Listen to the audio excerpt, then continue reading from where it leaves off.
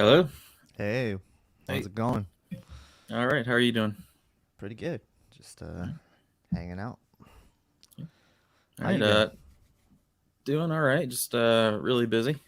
So, Yeah, I hear that. um, welcome everyone that's in watching right now. Yeah. What's up, everybody? How's everybody in chat doing? That's Hope you guys are doing good. for now.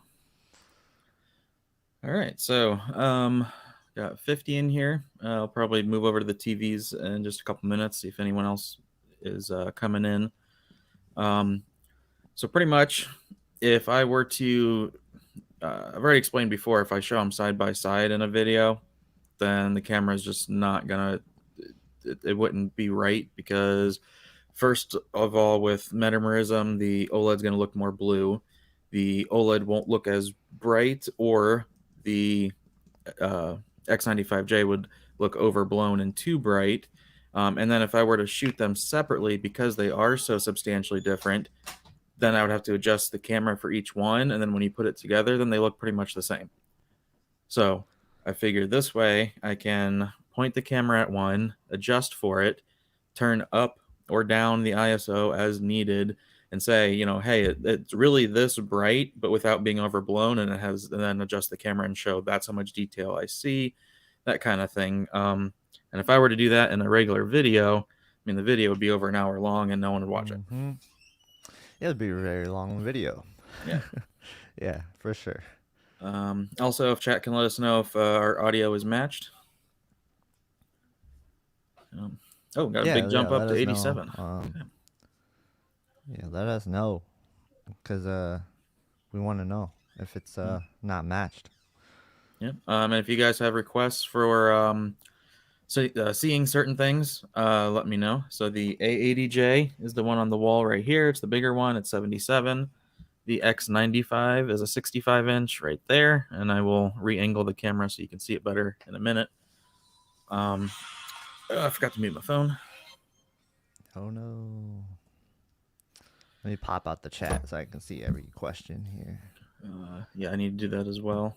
If you guys have questions, like the best way to do it is to either do a super chat, that's the easiest to see, or go ahead and just at me because I'll be kind of moderating the chat while he does most of the TV stuff. So if you could just at Tech with KG and you'll be able to get your questions answered a little bit easier. I'm softer on the audio. Okay, hold up. Let me see. Maybe it's just because I talk really soft. I need to work on my voice control a little bit. Let me turn it up though. How is this? Is this too loud or are we good? Because I sound extra loud now. I don't want to be too loud. Um, to me, it sounds better now, but Okay, sounds I don't better. I I don't just know. don't want you guys to hear me breathing all hard. Yeah.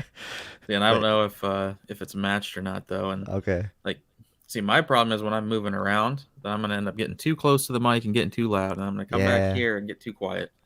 But that's kind of what happens when doing it this way. I feel it. All right. Um. All right. So I'm gonna point the camera at the TVs now. Let's see. Soft on my video. It's probably my connection.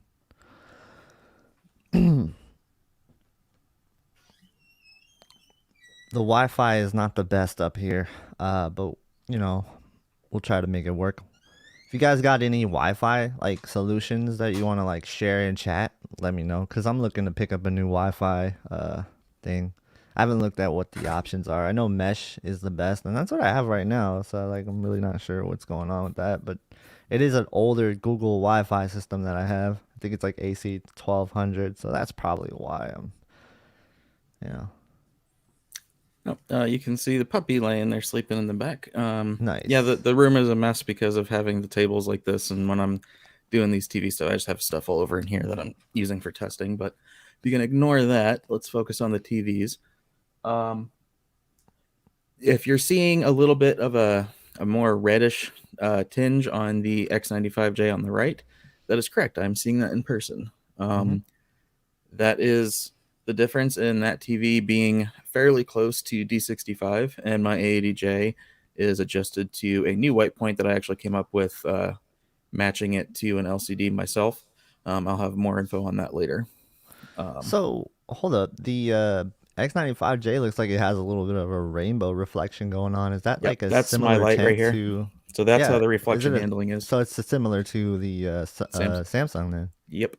Wow, So that's let me interesting. probably actually just Is turn it that as off. effective as the Samsung? But um, man, I don't know. It's probably about the same. I would say I actually like the reflection handling on OLED better, just Oh, because it's more precise. And so like if I have my curtain open a crack mm-hmm. on the OLED, it's only that width, whereas on this and the QN90A, it would try to diffuse it, which makes it look a little bit whiter and Yeah, have that rainbow effect. It just yeah, wasn't as strong of a glare, so it's right. kind of pros and cons. Yeah, I think that like it's less about like diffusing the light for that coating and it's more about like eliminating reflections, right? And I think you're right about that.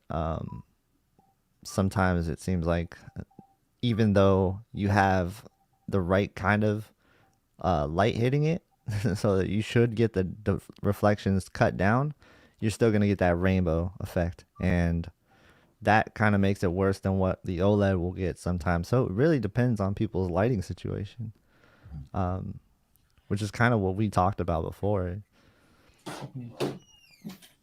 All right. And as he's setting up these TVs, you guys in chat, feel free to at me if you have any questions. Try to keep it about the X95J if we can. We're gonna have another stream tomorrow. Well, I am, and I think Class is gonna join. But we're gonna talk more about all kinds of different TVs there. Tomorrow will be an open Q&A.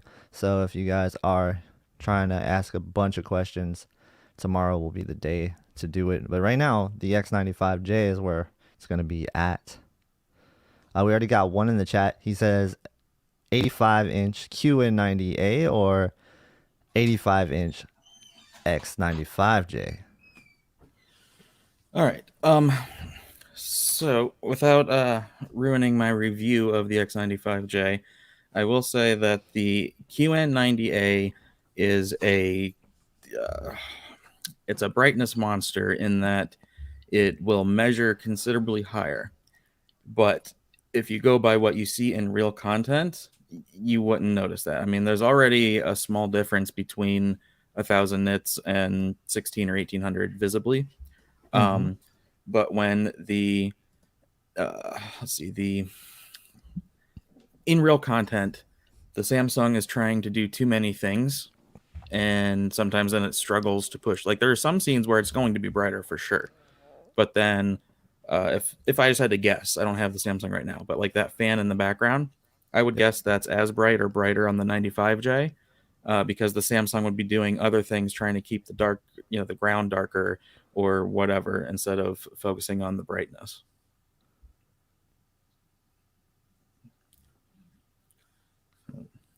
I'm gonna be doing a bunch of stuff.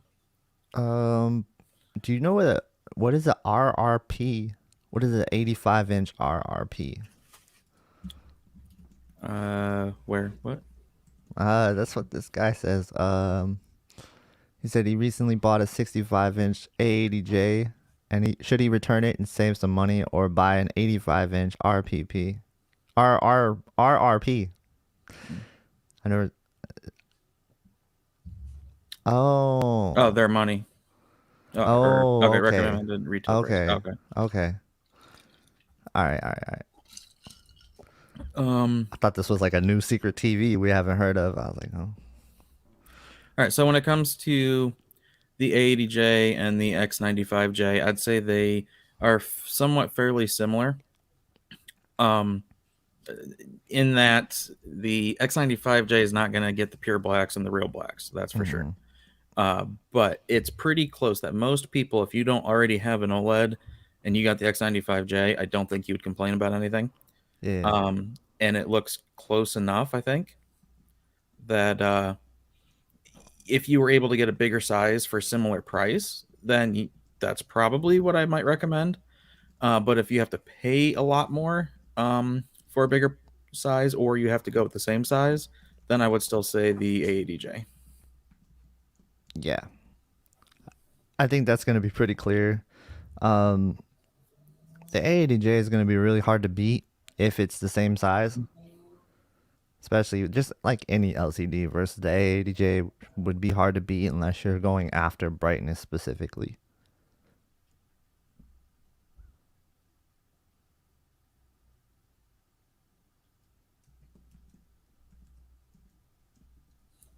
Yeah, so if 65 I inch A80J or 75 inch X95J.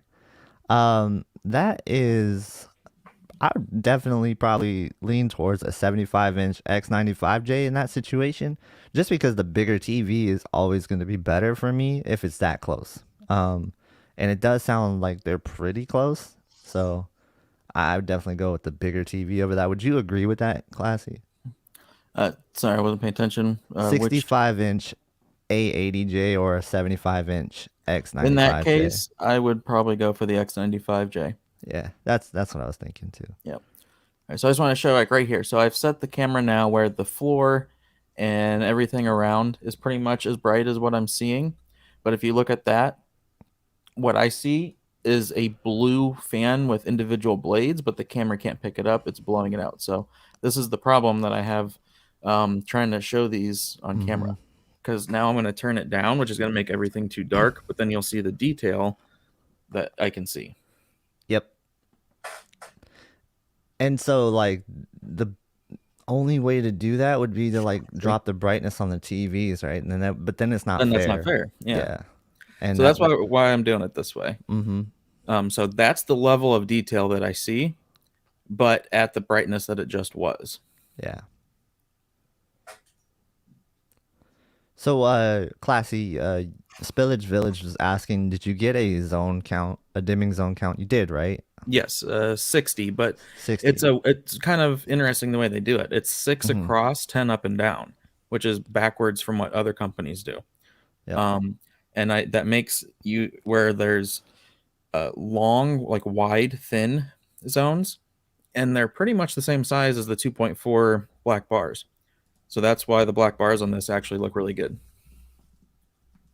Yep. And so the blooming overall, what was your take on that?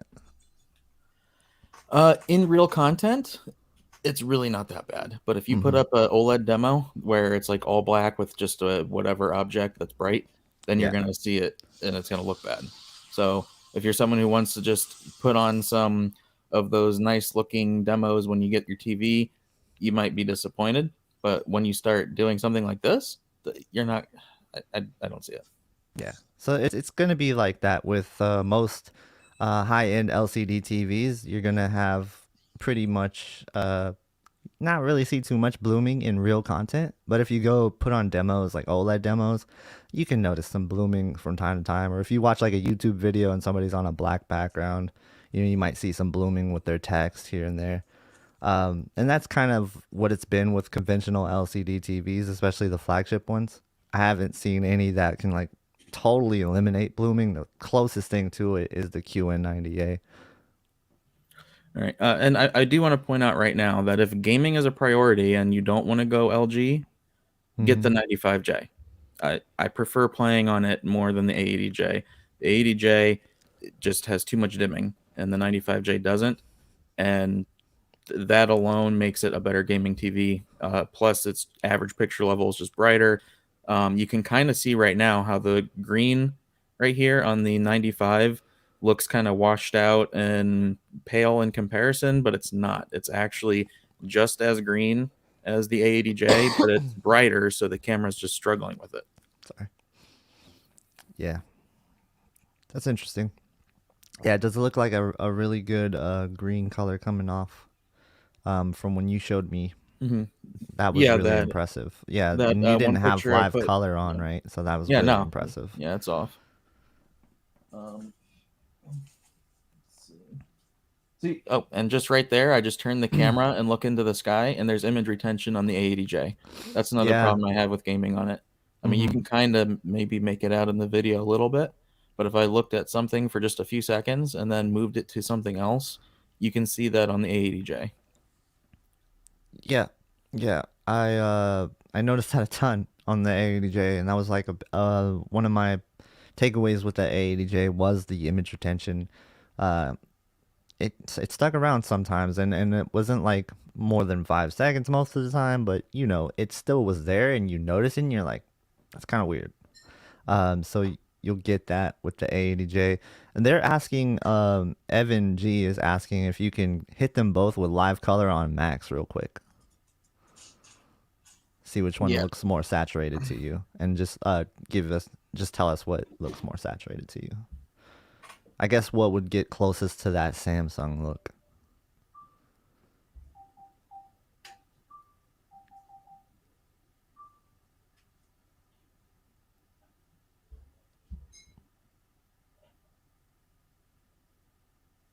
That's weird. On the lower settings, the 95J almost goes like turns the grass tealish, and then Hmm. on high it goes full green.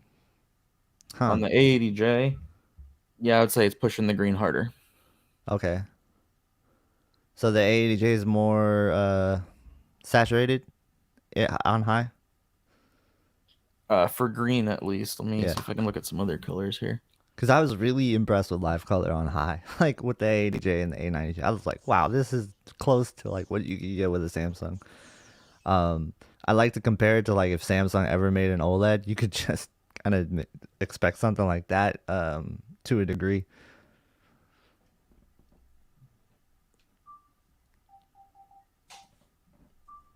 We got an Ninjisha and AV in the house. What's up, Matt? How are you doing today, man?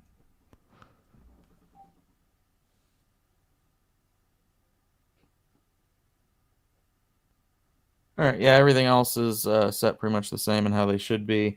The with live color, then the A80J is more saturated. With live color off for more accuracy, they are very, very similar. Hmm. Um,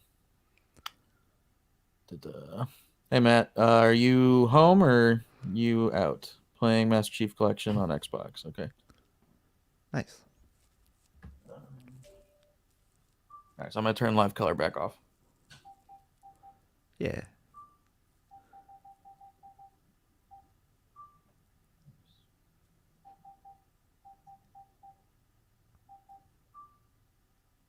I feel like if Sony just had some of those gaming features, man, we would be hard pressed not to recommend a Sony to like every gamer. Yeah, so that's the thing. Like I was saying before, like with the A80J, even if it gets VRR, I don't I wouldn't really recommend it to too many Yeah. gamers because of the image retention, the dimming, and the posterization and stuff. Which again, it's on all TVs, but it's a little more noticeable in it. Right. Uh, but with the 95J, if that gets VRR, then it's going to be just as good as like anything else for gaming, in my opinion. Yeah, no, and I agree. Like I actually was fighting for the A80J and the A90J to be like chosen by gamers because of the image quality. And then like if that's all you care about is image quality and you don't care about the rest of that stuff, it's hard not to go against the Sony. But it is, the features like we've talked about over and over. It's like, come on, Sony, where are the features? And they need to catch up, right? Their R&D department needs to catch up with LG and in terms of the features that they offer, and that's a shame. But I wonder what that issue is with the image retention, because we don't see it as much on the C1 or the G1, and I definitely didn't see it at all on the A90J. So, what do you think is the issue with that? Sorry, I was a little distracted. Oh, I was Um, talking about the image retention on the A80J. We don't see it on the C1 and G1 as much, oh and yeah. we don't see it at all on the A90J. Why do you think that is? Um, See, I haven't seen a 55 or 65 A80J with the older panel, Mm-hmm. and I'm wondering if they've just designed the casing and enclosure and everything of the TV for that panel and then threw the new panel in and let it have its brightness. Yeah. That's the only thing I can think of why it would have that issue that when the G1 is just the same level, but apparently LG knew from the ground up that was going to have that panel, so they could have put whatever inside to help with that. Mm-hmm. That's purely speculation, but it's what makes sense to me. And chat was asking, can you disable ASBL on the A80J? You can't disable any form of dimming on it at all. Oh, there you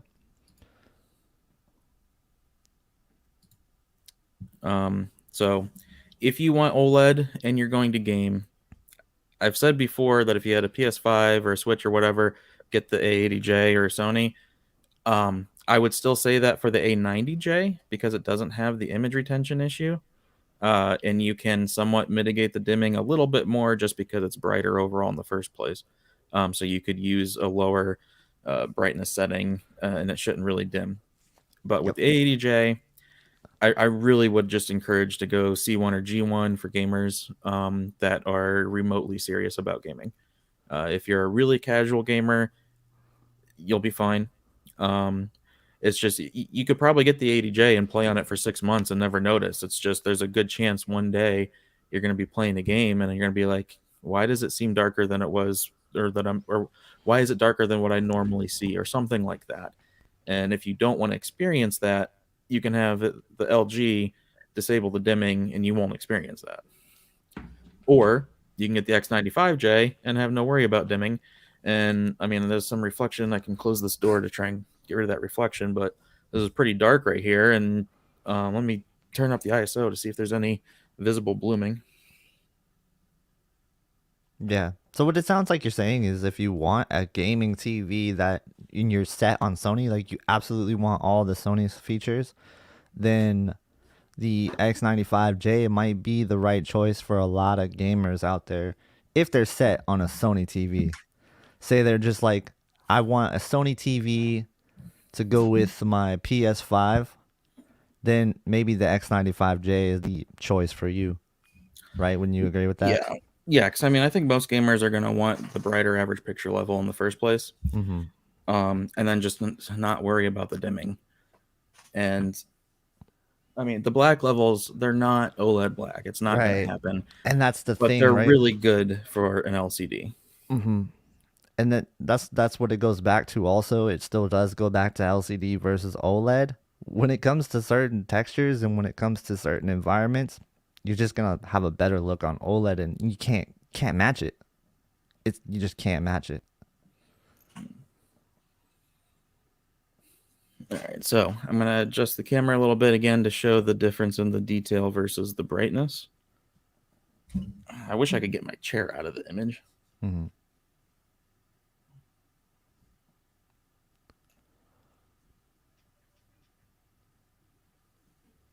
All right, so that's ISO down to 200. So like that's where you can see pretty much all the detail except for it's going to crush the blacks. But as far as the highlight range, you can see the detail that I see. It just is going to look darker than it is. So let me find something bright. All right, so now I'm going to turn the camera up.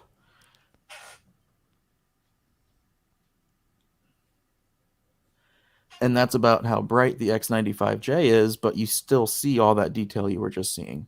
Right. Can you drop it one more? There you go. Yeah, I put it at 400. Oh, okay. So, I mean, that's a little bit darker than what I see, Mm-hmm. but you can see the detail. The X95J is on the right.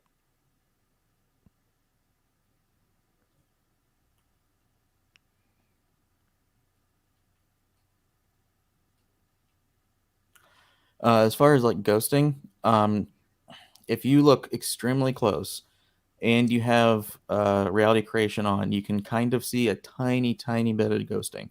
But with reality creation off on the X95J, that pretty much you wouldn't be able to see it at all. And you would have to be extremely, extremely picky about ghosting to see it regardless.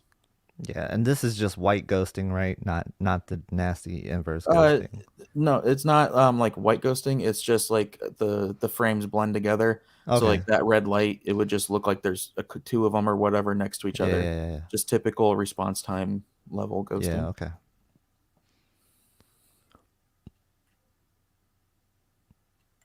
And I mean that's sort of the limitations of LCD in a way.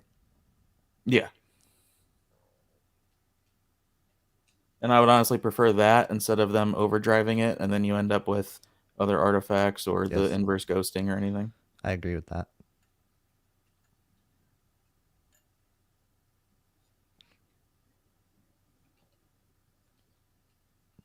Yeah, there's nothing worse than a TV that's been cranked too far and it has inverse ghosting. It's nasty. It's just I can't stand the texture pop that you get from inverse ghosting, and it's so bad.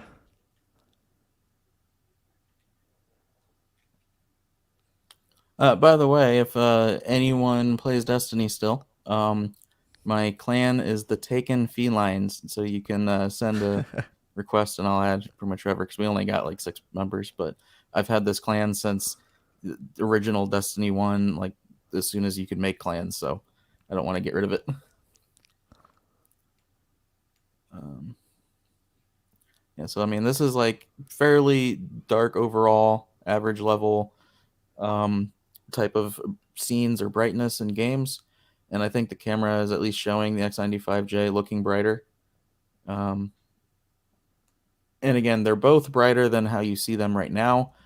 But if I increase it up, then you lose that detail.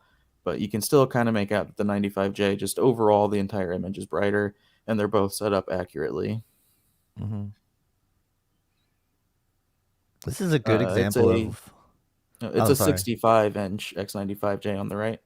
Yeah. This is a good example of depth perception because it does make it look like a 77-inch. Um, so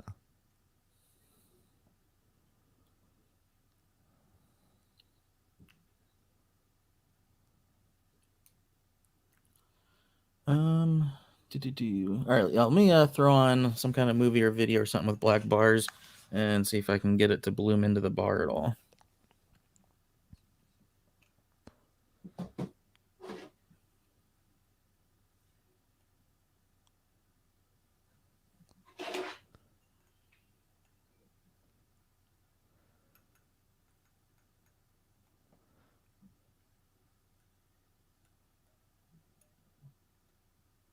he says so. Matt Facer says so. For gaming and streaming, does the X95J beat the QN90A? I guess it depends on how much streaming you're doing versus gaming, right? For gaming, the beat the all right. So here's the thing with the QN90A and the X95J. The QN90A is technically more capable. For me personally, because I want a more accurate image that tracks the EOTF curve correctly, and you're not looking at a campfire scene at night and it looks like it's 6 a.m. on the Samsung because it raises the midtones. Mm-hmm. So, taking into account accuracy, overall brightness, black levels, just taking in every part of the picture quality, I prefer the way the X95J would look. That's not to say that there wouldn't be scenes where the QN90A can stretch its legs and have that gap, but I think there's too many trade-offs that Samsung does to get those impressive moments. Yeah, I think that's a fair analysis there. All right, what's something that's going to have black bars? And be HDR.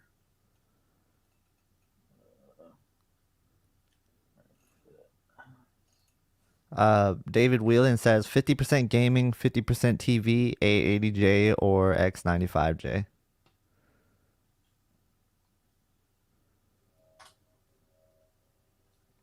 Do you prefer the average picture level to be brighter at the expense of some dark areas?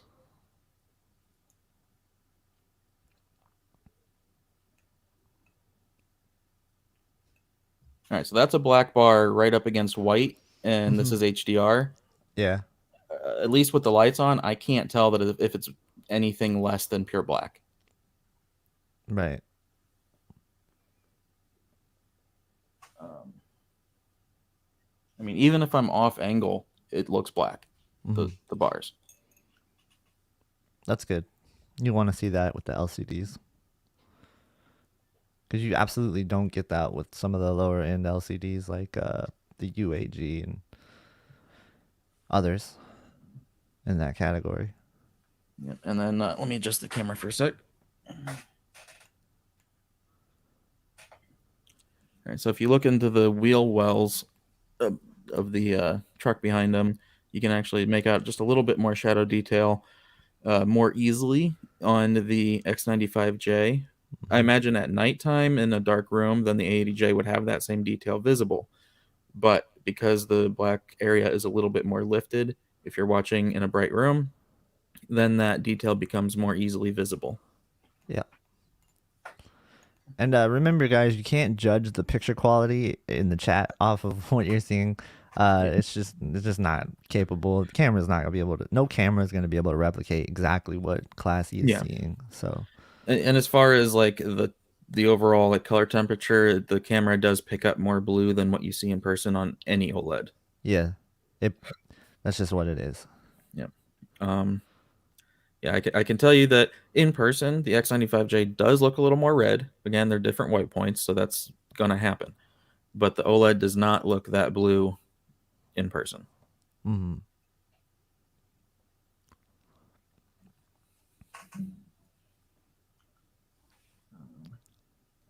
All right, if I look really closely at the bottom bar on the left corner, I can see just a tiny, tiny bit of raised blacks in that.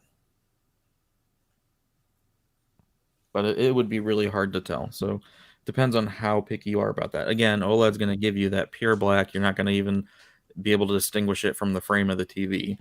Right. So maybe if it was darker in here, then it would stand out a little bit more. I would say if you can get your room completely black and to where, there's no light coming in at all, then And you if I remember definitely to got to go change with it. the OLED. You definitely got to go with the OLED. You're just because any LCD, I mean, even the QN98 to an extent, you'll still see some sort of thing, light leakage or something, at times where it's not perfect on the black bars, but it's close. They're getting close. But it's not gonna be OLED. It's just never gonna be OLED in a completely dark room. Yeah, and so here's the other thing with on the X95J, it's the local dimming setting. Mm-hmm. Medium is more accurate. Medium technically has a slightly higher contrast ratio. Yeah. But if you put it to high, it darkens those black bars and anything else dark. So there's less blooming. Not that there's much to begin with, but it does make any blooming slightly better. So you can also sacrifice just like a tiny, tiny, tiny bit of contrast and detail to go with less distracting blooming. Yeah. And I have a question about the black adjust. Does that seem to help with the black bars at all, or you notice anything different with that? I've never really noticed black adjust do anything. Oh, on the LCD or just in general? In general, I mean, especially on Oh, OLED, I don't see anything. If it's doing anything here, I'm not really seeing it, at least with the lights on. I'm not. it could help with perceived depth on some pictures with the OLED that I tested, but I mean for the most part, it can definitely. It's almost like it can create more depth than is actually there. So it's definitely fighting against creator's intent. Um, but I could see it helping with the LCD. I would imagine in certain scenes. Yeah, We have a like I super said, it chat. might just need to be darker in here to be able to see any change. Yeah, maybe. We have a super chat from Samuel Galindo. He says, currently have X95J and QN90A. The 95's black level and brightness are not even comparable to the QN90A. Also, way more noise on the X95 unless I'm off. All right. Thank you, Samuel, for the super chat. So the brightness you're gonna see brighter on the QN90A because it does not follow EOTF tracking accurately, so the average picture level is going to be raised. What I'm talking about is if it's a dark scene and there's a bright highlight, in most of those situations, what Samsung does is it tries to keep the darks black. So it will have better looking blacks, but they do that by kind of crushing the highlight ability that the TV has. So in that kind of scenario, the X95J would look as bright, maybe a little brighter on the highlight, because it's willing to let those blacks raise up in order to push the highlight. So it comes down to, do you want to see all of the detail, or do you want to have the Samsung doing what it thinks it wants to do, or the Samsung way? But yeah, like what I was saying, like in just overall, the Samsung does have more power, Mm-hmm. um, more range. It's kind of weird how Samsung decides to use it. Yeah, Samsung kind of like tries to increase the perceived contrast by like defining the black levels a little bit more, but they are sacrificing highlight detail in a way, so it is definitely really Mhm. hit or miss, I would say. And in some scenes it works really, really well, and then in other scenes it leaves you wanting a little bit more. So, would you agree with that? Like, it's definitely hit or miss on the way they do it. Yeah, like that's what I said. Some scenes can look really, really good and impressive. Other Mm-hmm. scenes, like it's just not as consistent.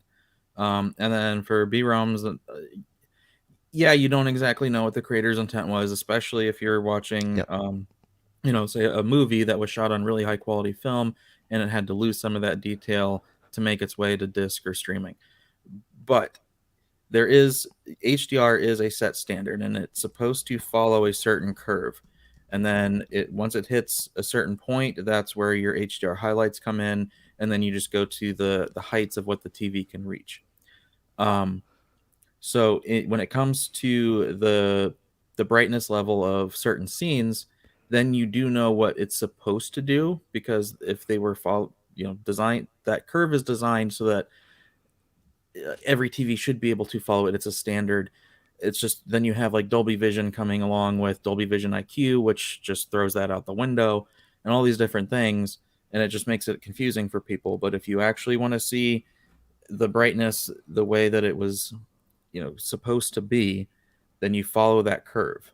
Samsung does not give you that option because it forces dynamic tone mapping. Mm-hmm. Sony does a pretty good job of following that curve. It does also give you the option to not follow the curve and raise it. That's what brightness preferred, or other settings can do. So you can also kind of go towards that Samsung direction of raising your midtones and your low range, too bright. Some people like that, and that's fine. For actually, most people probably prefer that because most people are used to a very bright SDR. Mm-hmm. That's a good point. All right. Really quickly, uh, if you guys are watching the stream, underneath the stream there is a button. It's a thumbs up button. If you can click it, thank you guys so much. I can see you guys. There's a lot of people in this chat, but only 57 likes. Come on, I know you guys could do it. Hit the thumbs up, please. And then for the super chat, we got. Yep. Thank you, Artful Dodger. Sitting 8 to 9 feet away in a dim to dark room, 65 inches is max. I can go due to space. Primarily watching streaming content, casual gaming. Which do you like best? So, if you're limited in size and it's a 65 OLED A80J versus X95J, then just go the A80J, especially for casual gaming. The hard part comes if you're deciding between a 77 A80J, because that's as big as it gets, or the 85 X95J. Now, you do have to pay extra for that 85, but in a few months when that price comes down and they're closer in price, that's going to be a hard decision to make. Yep.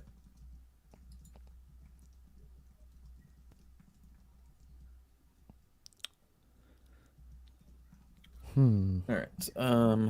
Let's find something else to put on here.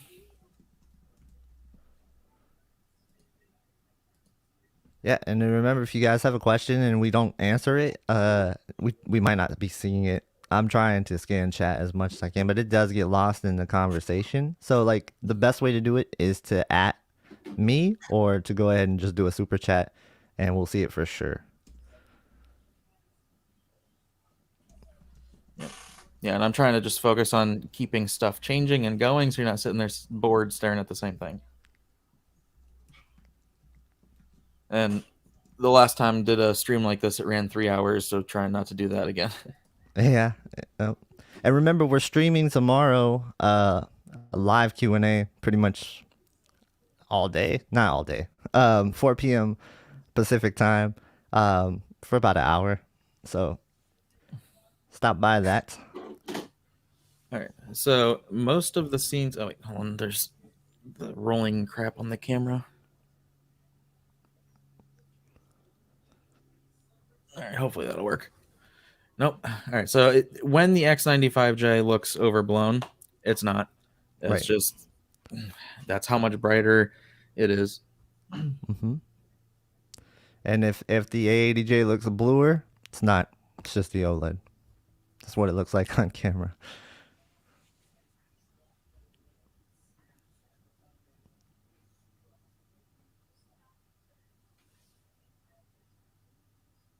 I love that scene, by the way, with the deers in the snow.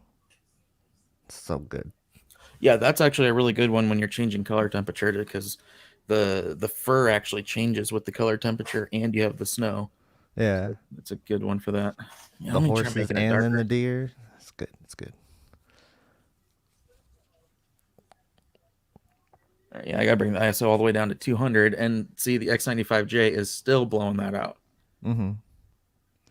Like the smoke looks the same on, or the steam looks the same on both right there, and that's as low as my ISO can get. Yeah. That's why I didn't want to do this in a video and not really get people to understand that. The only other thing I can do is turn up the aperture to darken it even more, but then the A80J is going to look completely dim. Chat was asking, can Changing. you? Oh, Oh, sorry. sorry. Thank you, Rims, for another super chat. Exchanging A80J Saturday for the 95J. Am I crazy? No, you're not crazy at all. It depends what you like. I'm showing you right now, most of these scenes, the 95J, that average picture level is just so much brighter. And if that's what you like, that's what you like. Yeah. Especially if you're in a decently lit room, it's just going to help uh, shadow detail and stuff stand out more, be easier to see. Great point. Yeah. If you like the brighter image. So, I mean, you are sacrificing black level, Mm-hmm. but, you know, I think that's, it's not how to describe it. It's not like an overblown thing. Like Mm-hmm. people do make a big deal about black level because it is the most important thing for contrast and picture quality. I mean, Um, you can see it right there on that yeah, picture, right? Like, yeah. Actually, let me pause this right here.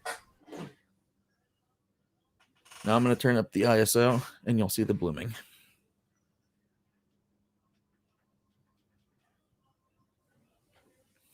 All right. Do you see how the honeycomb is glowing around it? But that's like the only time you're going to see it. But anyway, black level is the most important thing. Contrast is the most important thing for the image quality.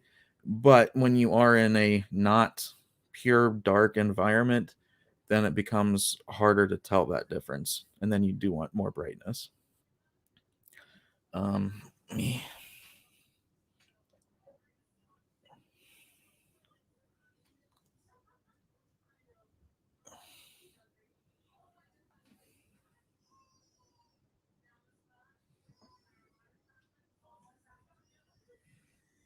So, I mean, I think you can tell how much I have the ISO raised to try and show the blooming.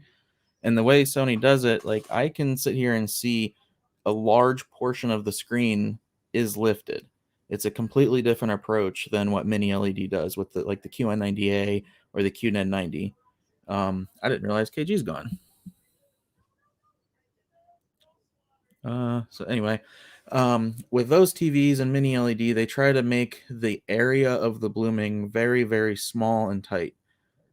The problem there is then it ends up being a brighter blooming. This is more spread out, and they lift a larger portion of the screen, the black level. So then it becomes, in my opinion, less distracting, even though it is a larger area.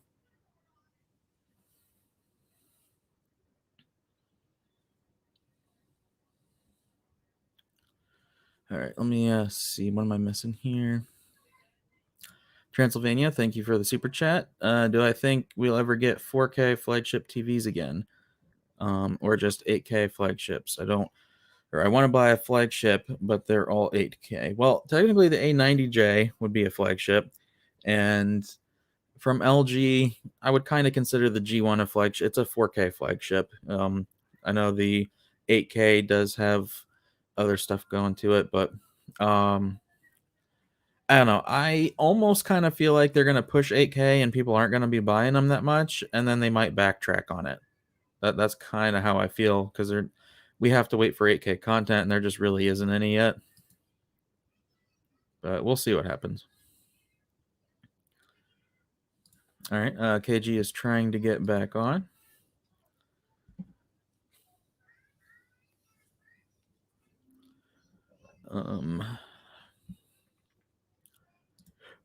What about colors? Does the X95J have same level of color volume as A80J? That's yeah. So as I showed earlier, with live color turned up, which is not accurate, the A80J could push more saturation. With it off, they're about the same. The X95J does have excellent color. It's very accurate. It does look very good. So it's, I don't know. I still need to do full measurements to like see actual like how much of the gamut's covered and all of that. But by eye, side by side, they look really close in color. Sammy Debs, thank you. Hi, Classy. I purchased yesterday 77 A80J. So if I follow your settings, is it going to be good from out of the box, or I need a calibration? Well, calibration will certainly be the best option. But you can get very close to that, very good image with very simple setting, and especially if you're willing to go into like service menu and do a 2-point adjustment that affects everything throughout the TV, so you don't have to worry about different inputs or different picture modes and all of that stuff. KG, you there? Yeah, I'm here. Okay. So we got some more questions in chat after you're done with that one. Okay. Yeah, I still got another one after this too. Geo, thank you. How do I think the 95J will hold up to the U90G? I think the U90G is going to have some party tricks, but I also think it's a Hisense where the processing just isn't there yet. Yep. And they are going to have some trade-offs. I think what makes the X95J so good to me is the minimal amount of trade-offs, and it's a very consistent. So it doesn't do any one thing super amazing, but it does a lot of things very good. And then this one, thank you, Caleb, is a Series X. If MediaTek SoC is the problem, does that mean non-OLED, TCL, Hisense, and Sony all have problems with VRR, 4K 120, Dolby Vision? Will the R646 remedy this? All right, so the MediaTek combined with Sony's X1 processor from last year, so the 900H, and then they used it again in the 85J, will not do full 4K when it's at 120 hertz. It cuts that in half. I am also hearing now that the Hisense U8G, U7G, and those might have that problem, but I haven't seen those in person. I haven't tested that. That's something I'm going to try to look into if I can get one. And if that's the case, then I would not recommend those TVs for gaming at all. And when it comes to TCL with the R646, that's the next one highest on my list to get and test, because I think that has potential to be a really good TV, but it needs to pass those gaming tests. The Sonys with the MediaTek and the XR processor also have an additional piece of hardware on those TVs that does make it where it does do full 4K 120 with HDR. It's just we're waiting on VRR, and we just have to hope that when VRR comes, it's not going to have problems like what Panasonic saw. Yeah. Dano, how big of a step is the 95J to the 90J? So the 90J is a mid-range TV, and it looks like it, and there's nothing really wrong with that. It's a budget TV. The 95J is clearly better. Yeah, it's a huge step up. That's how it was last year too. I would say it's 2 tiers above. Yeah, I remember the 900H to the 950H was just like a gigantic leap in picture quality. So, sounds like it's the same here.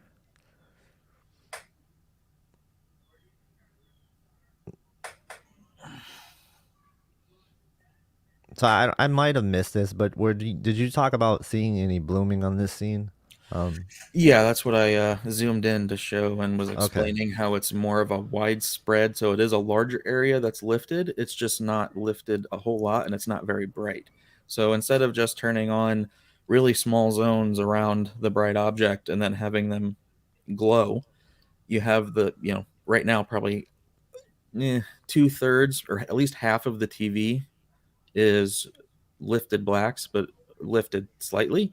Mm-hmm. So it does raise a large area of the screen, but by doing it that way in real content, you hardly ever notice it.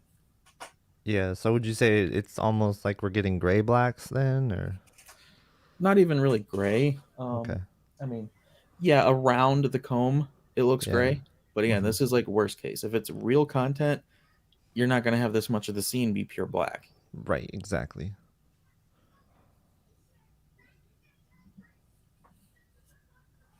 So, again, if you buy the 95J and you put a scene like this on, you're going to be like, "What the heck? This looks awful."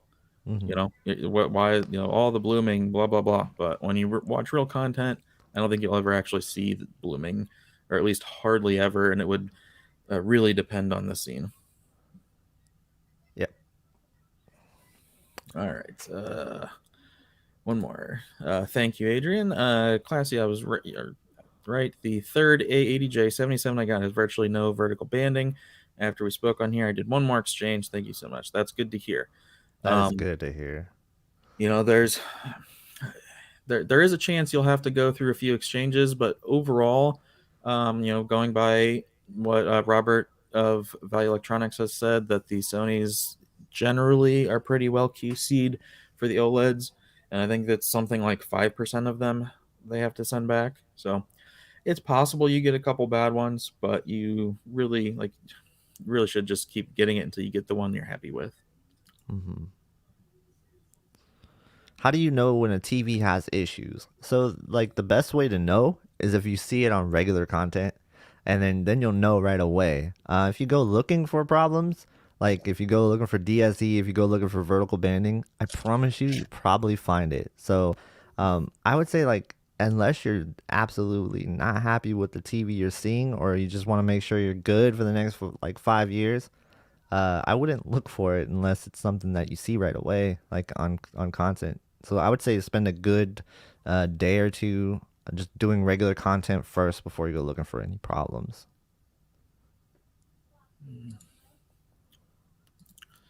All right, so Jolster has videos with the U7G. He was getting 4K 120. Yes, so the issue with the MediaTek chip is it's going to accept that 4K 120 signal. Hmm. If you look at my videos on the 900H and the X85J, I can show how, like in an actual game, you'll see where there are just lines that are gone, line horizontal lines to the TV. Every other one disappears. So instead of it being 3840 by 2160 resolution, it's going to say that it's 4K 120, but you're actually getting 3840 by 1080. And so it's literally half of the resolution. Yeah. Now, again, with the Hisense, I have not seen them. I have not tested it, so I don't know. But I Hmm. know Ratings has heard also made a comment that they heard about it possibly having the same issue. So they may be updating their reviews if they find any issues. Yeah. And for the most part, I didn't think the U8G had a stellar image when it was in 4K 120 mode. I didn't really pixel peep. I didn't count the pixels. Um, because I wasn't really even aware of that issue on that TV. I thought it was really just going to be on the X1 TVs. Hmm. But yeah, I really can't say. Yep. Um, for blooming on what I have found for blooming on all of the Sonys with local dimming, if you have local dimming set to medium for the subtitles, then it's going to bloom around them. But if you set local dimming to high, the blooming is much, much better with subtitles. Yep. You know what the crazy thing about the Hisense UAG is? I'll just touch on this for a second. Is I saw a Vizio M series 55 inch, and it was running in game mode. in SDR, and I promise you, it looked better than the U8G did. So, like, I can't vouch for the U8G as a gaming TV like everybody else can, and that's just the bottom line on the U8G. Like, people keep asking me why I don't like the U8G. I didn't think it was a great gaming TV. Bottom line. Andy Kilsu, the blooming with black bars, I was showing that earlier. It's very good. It's not like perfectly black. It's not gonna be. Um, but the only time where I really see it getting lifted to the point that you can tell is if there's a really bright white object that is literally touching the black bar. Otherwise, those black bars stay pretty black.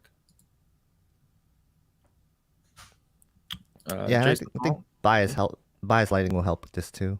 So Yeah. Thank you for the super chat. Do I switch my HDMI input 3.4 to Dolby Enhanced only when watching Dolby content, then switch back?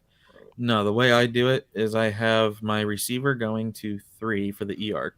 I have that set to Dolby for the NVIDIA Shield, my 4K Blu-ray player, whatever, because it will switch between SDR, HDR, and Dolby just fine, and none of those devices going through my receiver need 120 hertz or can do it.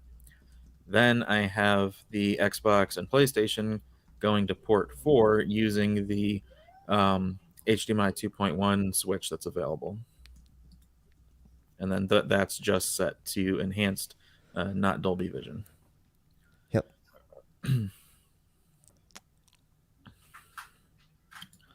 I hear a lot of people talk about ghosts having, or just being really dark and having, like, it's hard to see shadow detail and stuff with that game. Yes. So I wouldn't really say it's the TV. Also, when you're playing PS5, you want to make sure you have your black levels set right, because the PS5 does do it a little bit differently than the Series X. So Yeah, as long as you keep it at automatic, you'll pretty much be fine. I mean, there's reasons to go full or limited depending on your setup and what you're looking for and how you're doing it. But for most people, just leave it at automatic. Um,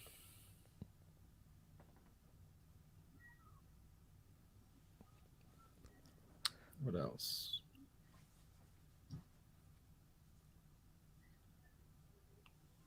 Oh, I guess I missed a super chat somewhere.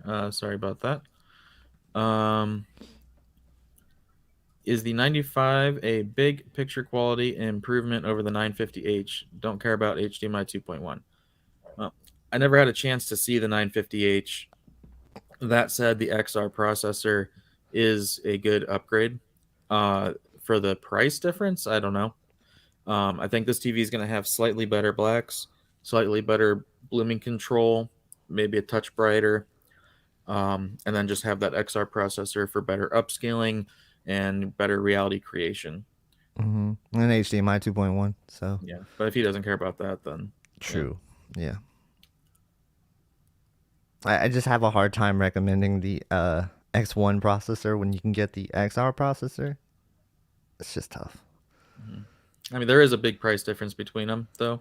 Yeah. Um, I guess it depends on what price it is and what the size is that you can find it at. let's see.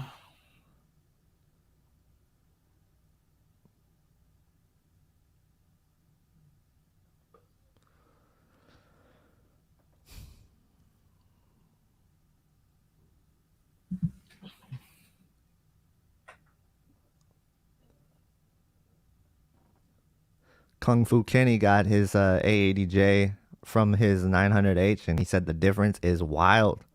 Yeah, that would be a big upgrade, I think. If you went from a 900H to a A80J, you would definitely notice the difference. And it sounds like that's what you're experiencing. That's awesome. Congrats on the TV. Mm-hmm.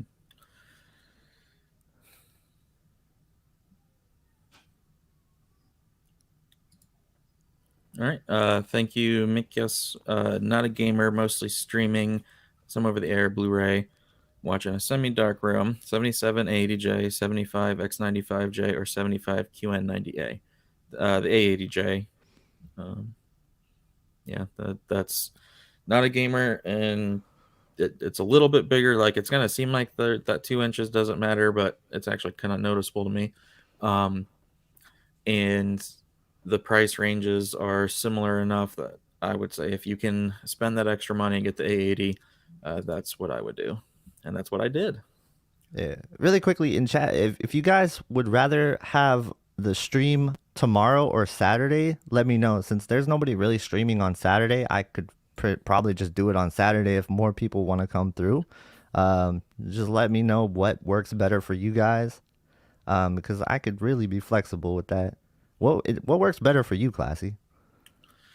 Tomorrow is my tomorrow is my day that I have a lot of stops for work, but Mm-hmm. they close early, so I can leave earlier. Um, Saturday I'm booked. I can't do nothing Saturday. Okay. Um, and B, the installer, was on vacation. He is now back. He is working on videos, and I believe he said he was going to start streaming maybe this weekend. He said next weekend, so I don't know if he meant this one or the following one. But I know he's busy after being on vacation and trying to get some stuff out. But he will be back soon. Okay. So what I could do is I could do a stream tomorrow and then I could do a stream on Saturday. Why not? Why not just do a double stream? Since there's a lot of people that want to do it on Saturday. I get so many requests to do it on Saturday. So I'll do one tomorrow. And then if people want to see more, then we'll do one Saturday as well. No, I can get game a mode. different guest on. Sorry. No problem. But yeah, I should be able to join you tomorrow. But Saturday, like I said, I got work, and then after work, going to a fair. So Cool. The game mode on the 95J measured exactly the same across the board as custom mode. Yeah.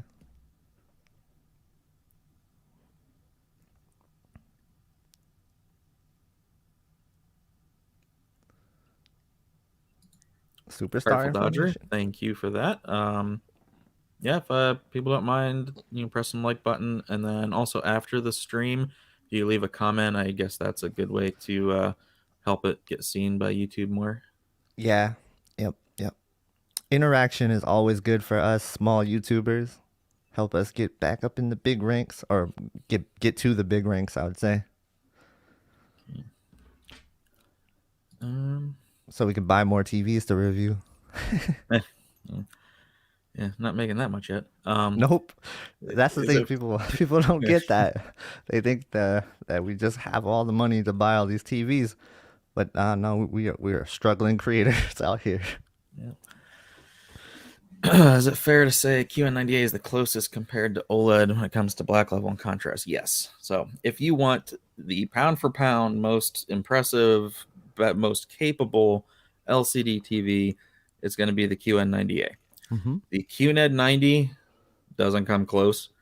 The X95J kind of comes close, but like I was explaining earlier, its advantage is its consistency, whereas the QN90A can be very excellent to very good to not so good, depending scene to scene. Most of the time, you're going to be in that really good area with it. It just also depends on if you're looking for accuracy or if you want that Samsung look. Yeah.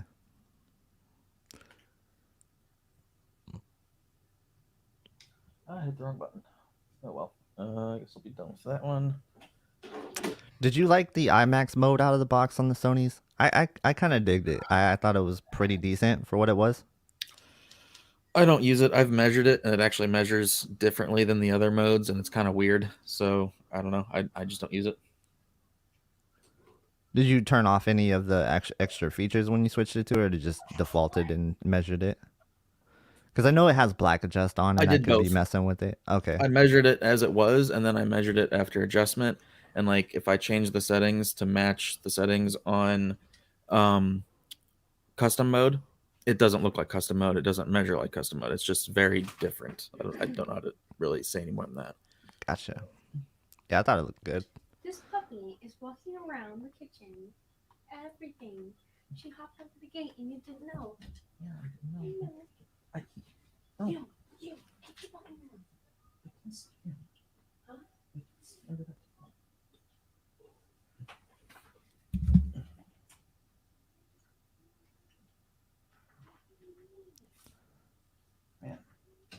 I literally have to go down to 200 ISO for it not to blow out as much, and it's still blowing out on the 95J.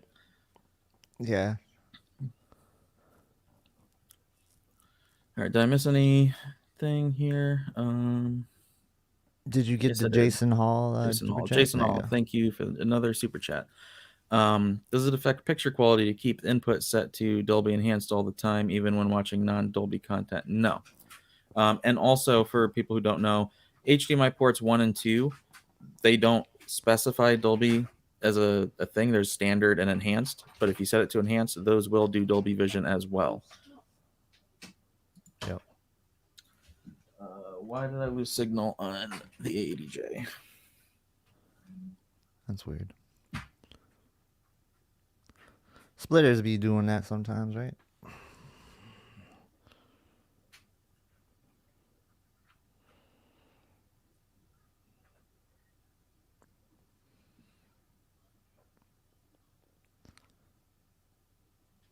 I guess to It's bugging out. oh no, that's not good. To fill chat, who's excited for football? It's coming up. It's like a week away. Or 2 weeks away actually. It's 2 weeks away. And Teddy Bridgewater is the starting quarterback for the Denver Broncos. And I'm excited. I never thought I would say those words in the same sentence.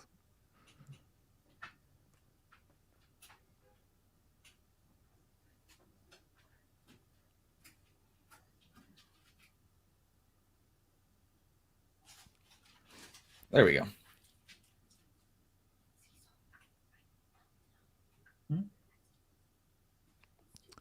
All right, all the go Ravens, go Pack. Teddy, go Broncos. Heck yeah, go Broncos. Big Chargers fan here. Oh no, that's good though. Like at least you guys got a quarterback now. That's good. Pats Nation, go Cowboys. I'm watching Hard Knocks. Hard Knocks is funny. Zeke is funny. I gotta say, Hard Knocks is hilarious.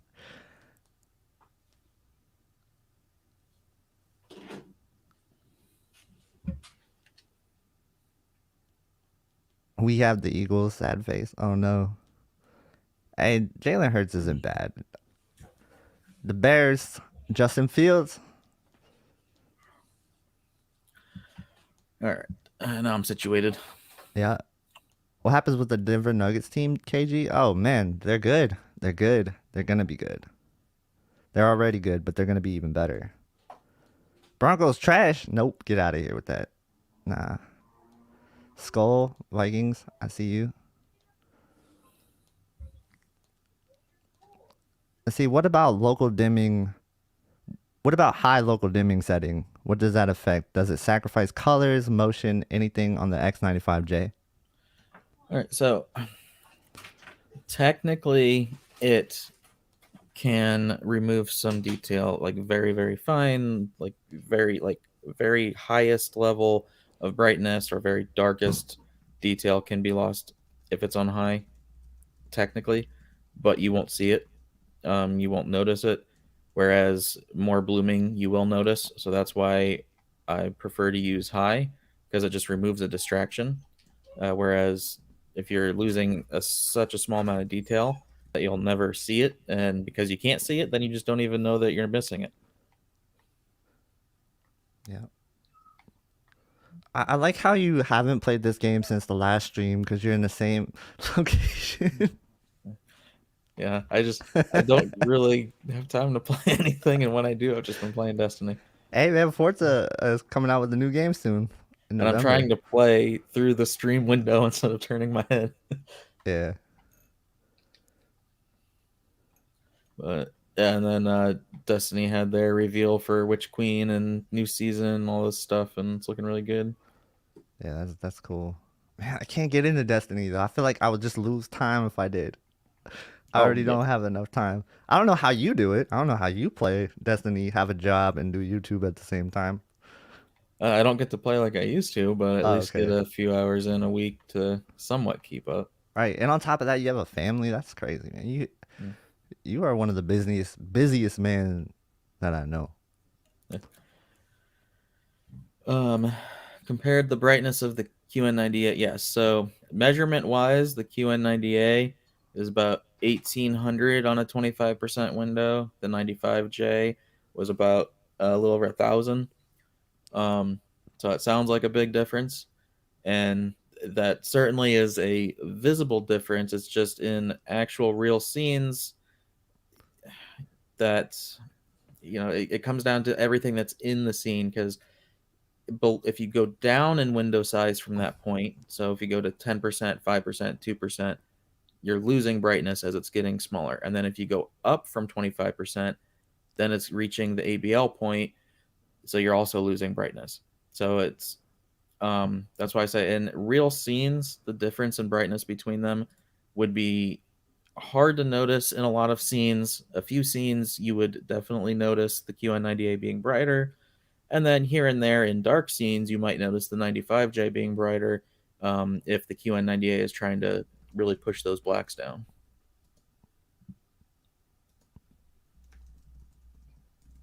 Yeah. Oh, you got another super chat. Uh, Thank you, DJ. 95J 75-inch over an A80J 65-inch for a similar price. 80J night city scenes, more detail in your videos than 95J. Bigger size is more immersive. So, yeah, so especially with the 65-inch on the A80J, there's no guarantee you're going to get the new panel, so it might not be as bright. So I would say its performance is then kind of similar to last year's LG C10, which I wasn't the biggest fan of that TV. And I chose LCD size over the C10 last year. And in this case, you have a better LCD with the 95J. So yeah, I would say I would probably go for the size if they're similar price. So the harder choice is when it comes to the 77 A80J versus the 85 X95J. Yeah. Does game mode affect local dimming performance? Not that I have seen or can tell. It looks really good. That's one thing that Sony's really good at is their game modes don't really sacrifice a lot of image quality.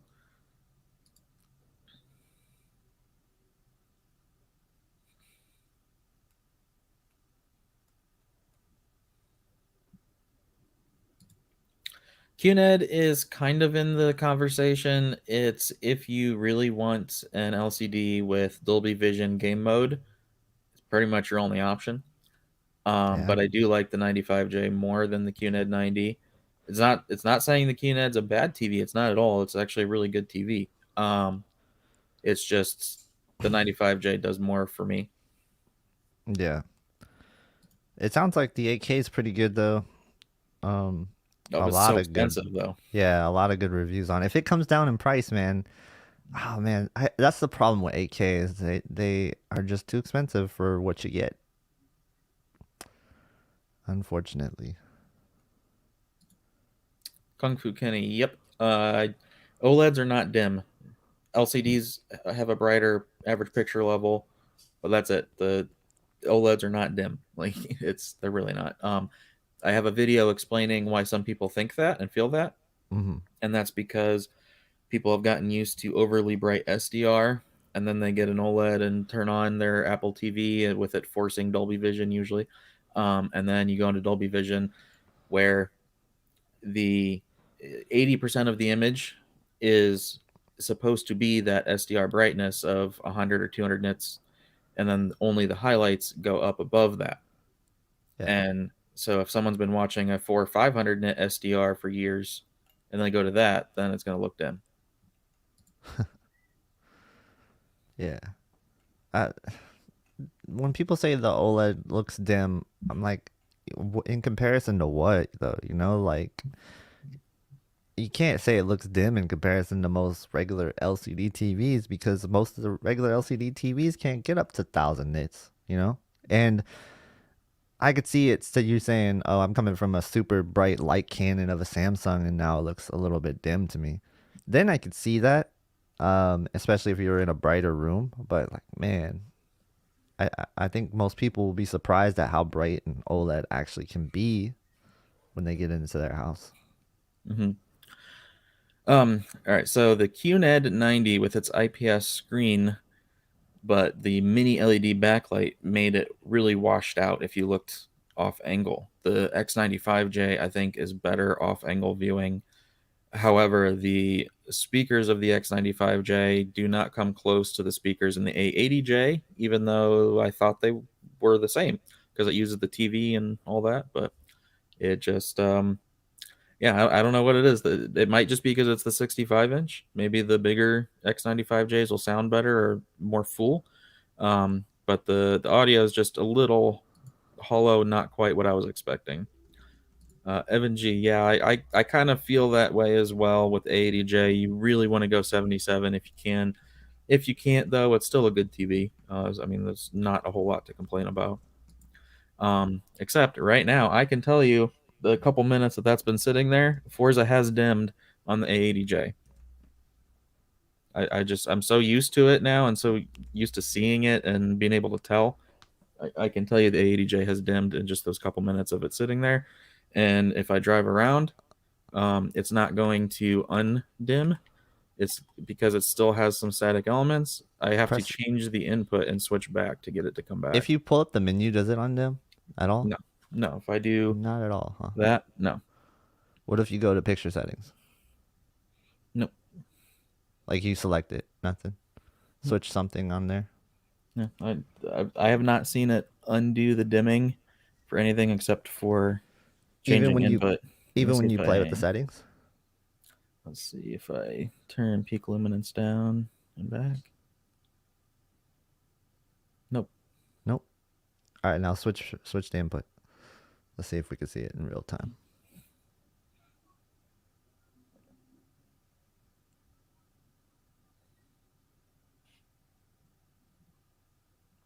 I don't Did you know how well notice it's going to anything? pick up on camera, but I see it. Okay. Well, as long as you see it.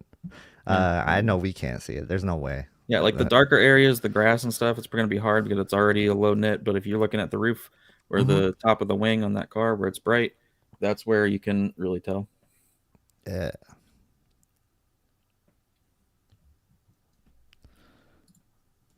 Have I tested sub 2% brightness for the A80J? Yes. So all the way, I've now been testing down to 1/4%. So 1/4% through 5% on the A80J with my service menu adjustment is around 850 nits. Without that adjustment, it's just under 800. Yeah. Let's see, I got another super chat. Thank you again, Jason. QN90A or X95 for cable, sports, and Netflix. All right, so here's the thing. That's going to depend on dirty screen effect, which this X95J seems to be pretty good in that department. The QN90A I had at 65 inches was really not that good in that department. But that's also kind of luck based and it could go either way. Um, the motion, the Samsung does have good motion. Yeah, it does. So I think I would say they're probably tied in motion.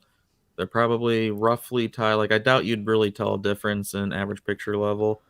Samsung is a little more bluish. So if you're watching hockey or anything really white, then you might be able to tell that, things are a little blue, whereas the Sony is a little more accurate, so you'd maybe see a little more red. That'd be tough, but I would say, in my opinion, I think you have a better chance at a clean panel with the Sony. I also want to say this about the Samsung versus LCD. Samsung LCD versus Sony LCD.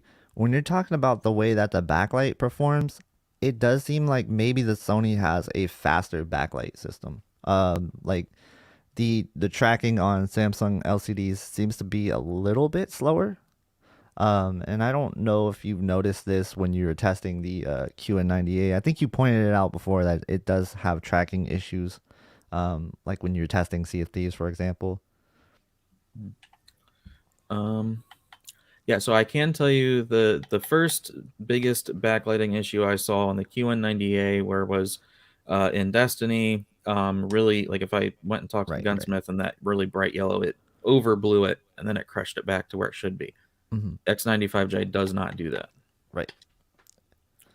And then I heard the QNED doesn't do this as well. So like Correct. it does seem like the Backlighting is a little bit faster. Yeah. What else?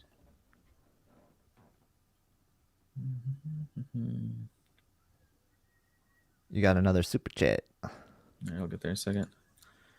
All right, Matt's being funny. Yeah. OLED bias. So I just want to get this out of the way. I'm not going to be involved or part of any YouTube drama crap. I mean, I appreciate and I understand why people was bringing it to my attention, but that person does not understand what they're saying. They made that very clear, and I would normally I would like someone like that to try talking and have a line of dialogue and try to learn and can teach them something. But when they're going to be like that, they don't care. They don't want to learn. So then it's best just to ignore them. And because anything you say is going to go over their head and it's not worth the trouble and time. So if anyone sees anything that's being started, YouTube drama wise, from any channel, whatever, best thing you can do is just don't even mention it. Don't bring it up. Don't watch the video. Don't comment. Just ignore it. And that's the best thing you can do. Yep. You know what the best thing you could do is? Live in HDR and let them hate in SDR. Mm. Yep. I quoted that and I'm trademarking that. Eh. All right, so for calibration, technically the Sony way is to calibrate SDR to their white point and then let it do the rest. If you want a better, if you want to change the white point, you want a better result overall, then you need to do SDR, HDR, Dolby Vision all individually. And for some, that can be a little confusing and complicated and difficult because of pattern generation. It's not really just like something that Kalman gives you. I'm assuming you're talking about Sony right now. I'm pretty sure I saw you say something about Sony earlier. If Yeah. not, let me know. All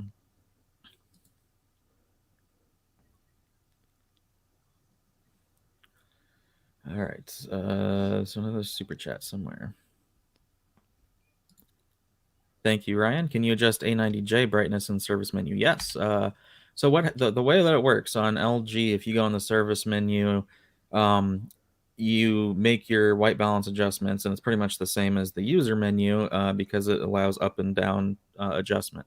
Sony in the user menu caps like it comes already at max, so you can't increase anything to gain brightness, but you can decrease. That's why if you go in the service menu, you do have a point where you can go higher. The reason you can't just just keep turning it up and up and up is then you start clipping. So you need to have the right patterns and tools and stuff to make sure that you don't push it too far. But if you push a little bit and you change the white point, you can gain some brightness through the service menu on the Sonys. Yeah.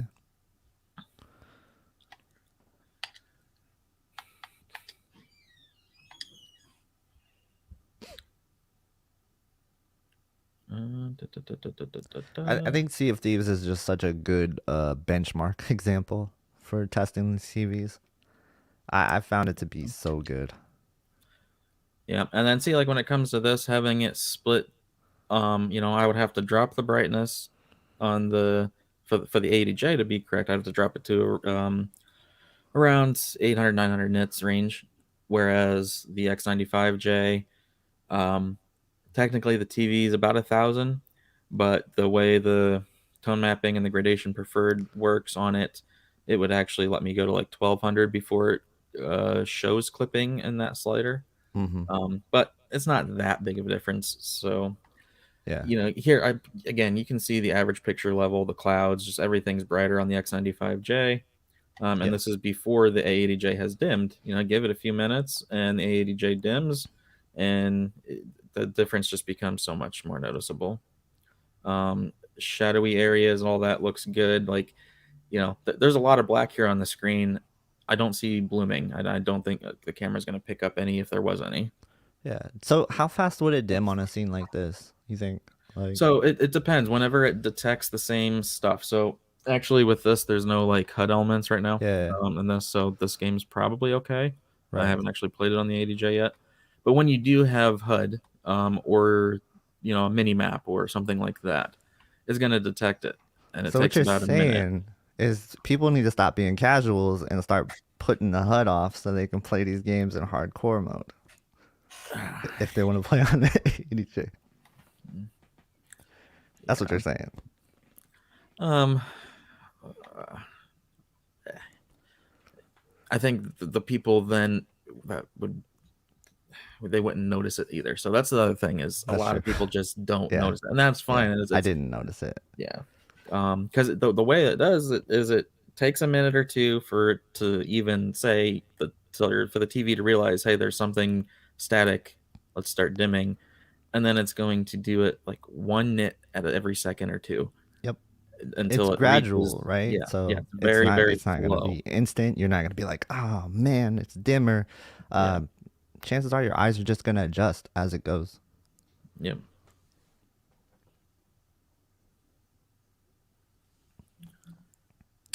And then the VRR flicker. You notice that? Oh wait, never mind. I can't. Oh, there's no VRR. Let's I was thinking of a different TV. see. I hate when the chat jumps around. All right, so Matt, yep. See, like the VRR is great. I like it.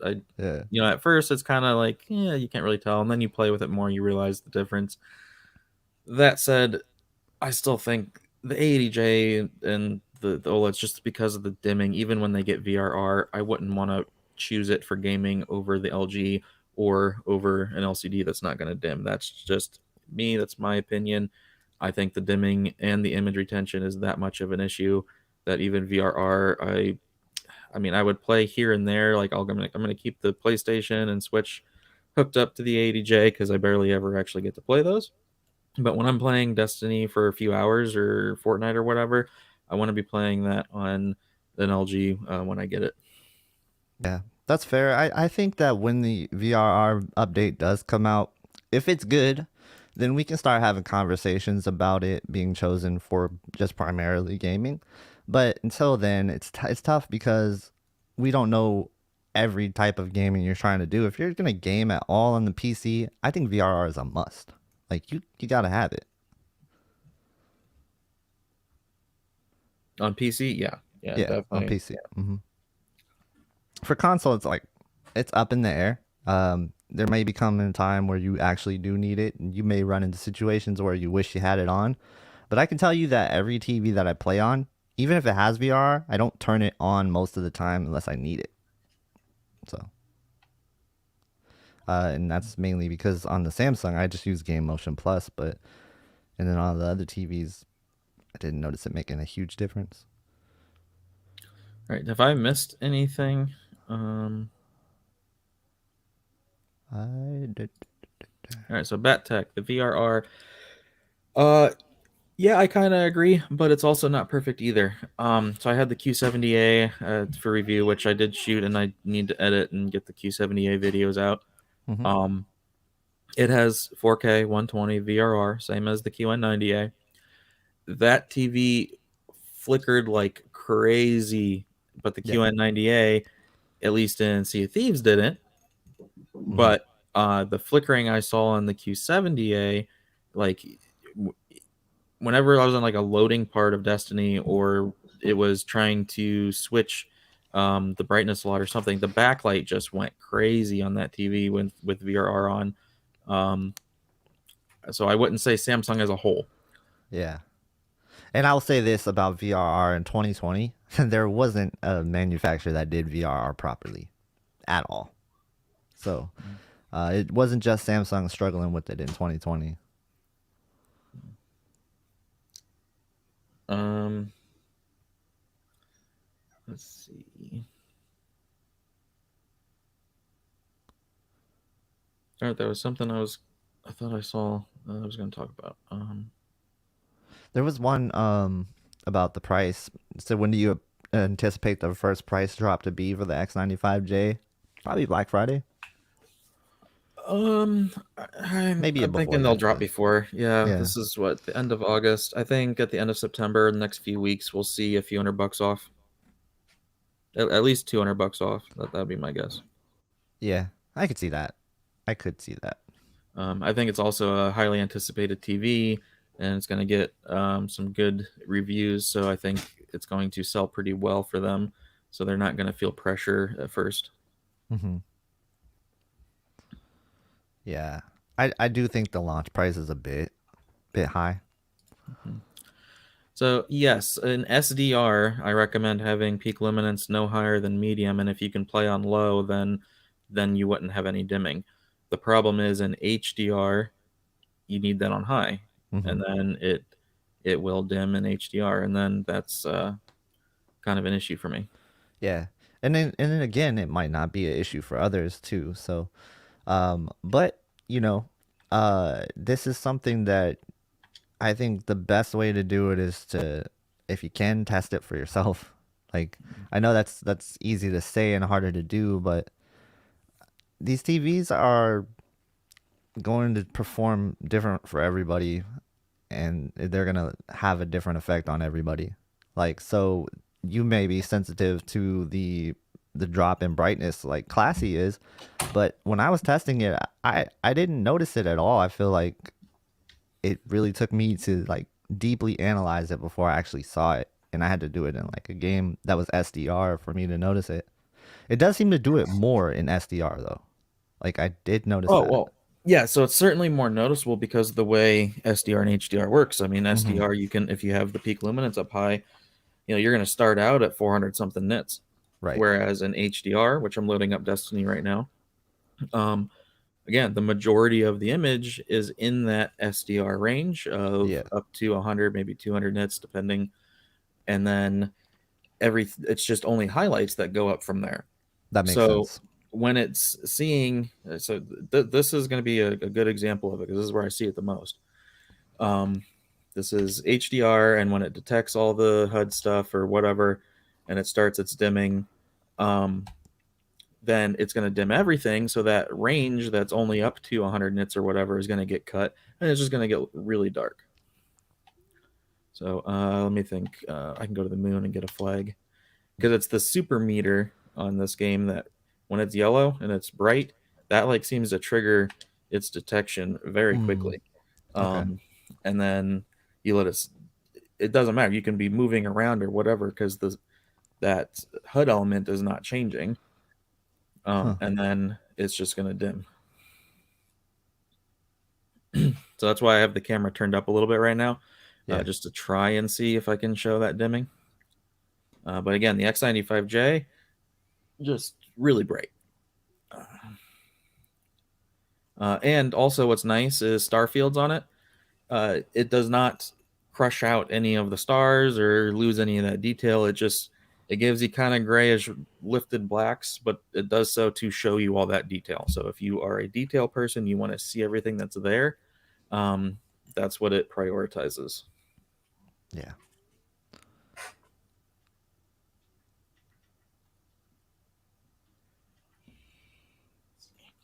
That might work.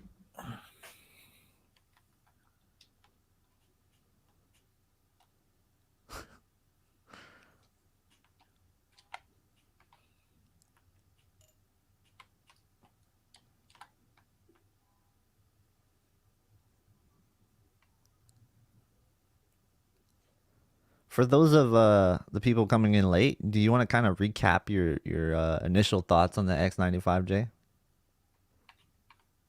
Sure. I think it's the best LCD you can get right now. The QN90A has the ability to do better, be brighter, all of that, but it does so with trade offs. I think the X95J is the most consistent, good looking LCD that you can get. I think if you're coming from an older TV or an LCD, and you've not lived with OLED, so you don't have those pure blacks, you don't know you're going to miss out on them, you can get the X95J and be ecstatic. I don't think you're going to complain about anything. I think the only people who are really used to those pure blacks of an OLED and they love OLED, they might have issues with it. Um, but I mean, if you're someone who bought an OLED and you're thinking, this isn't for me, the X95J would be my go-to suggestion.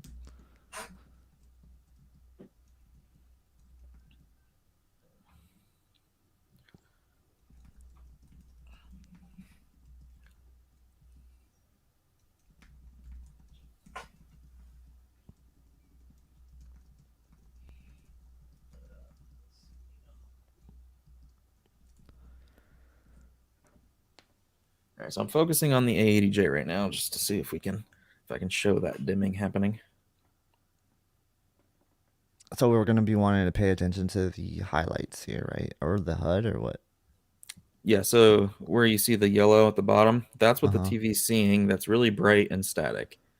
And then, so in a minute, I'll switch input and switch back, but you'll see the entire image gets brighter. Okay. All right, let me scroll up through the comments, see what I've missed.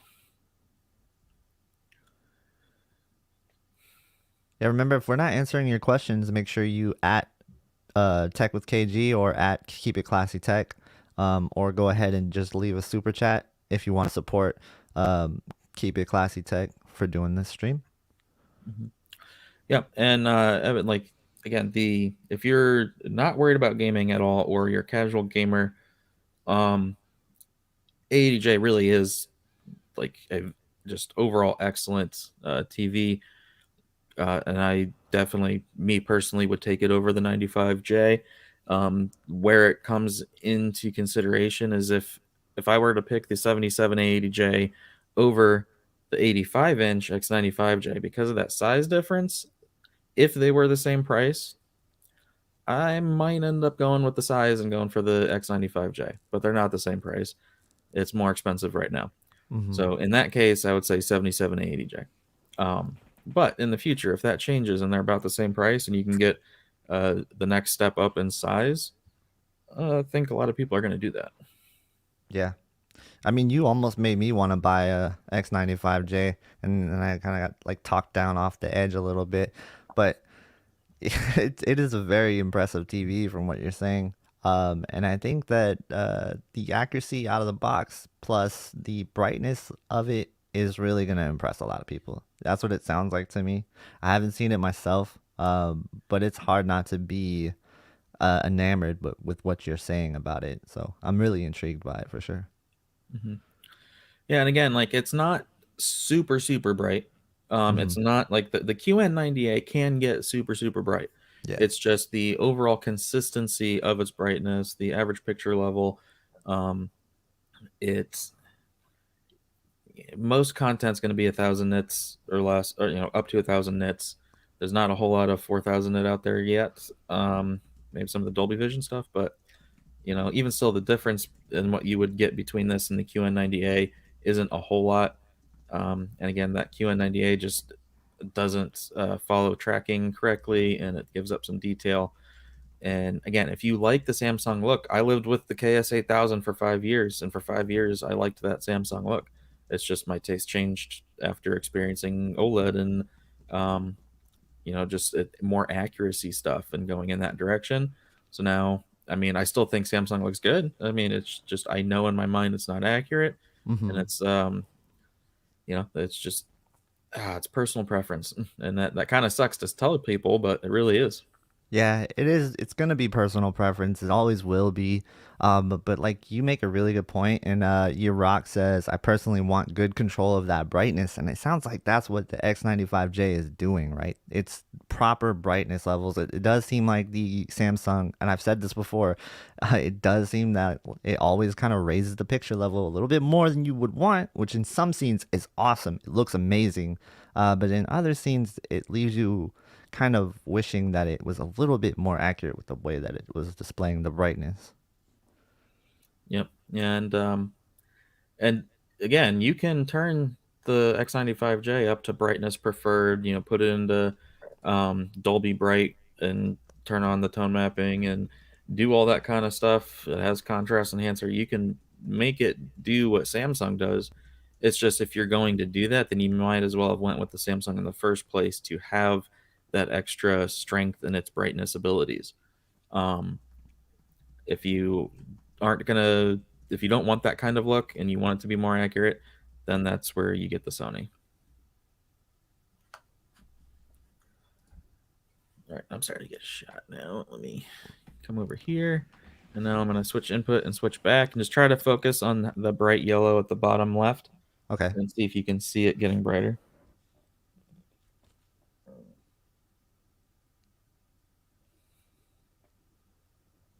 Oh yeah. Yep, definitely Yeah, noticed that. actually, a minute ago, it looked like you could actually see the detail now. It kind of over the Yeah, camera's overblowing it. So I noticed that, and it does seem like the whites got brighter on like the mm. where it looks like it's overblown. It seems like that now looks overblown. Yeah, and again, this is HDR, not SDR. So Mm-hmm. and there's really not much you can do in this game. But I mean, you can disable HUD, but this is Right. not a game I would No, want to do no, that. no. Probably not. No, not unless you're like counting your bullets or something. Mhm. And that's just like this is what I play the most. So for me, it's a big deal because I'm noticing it.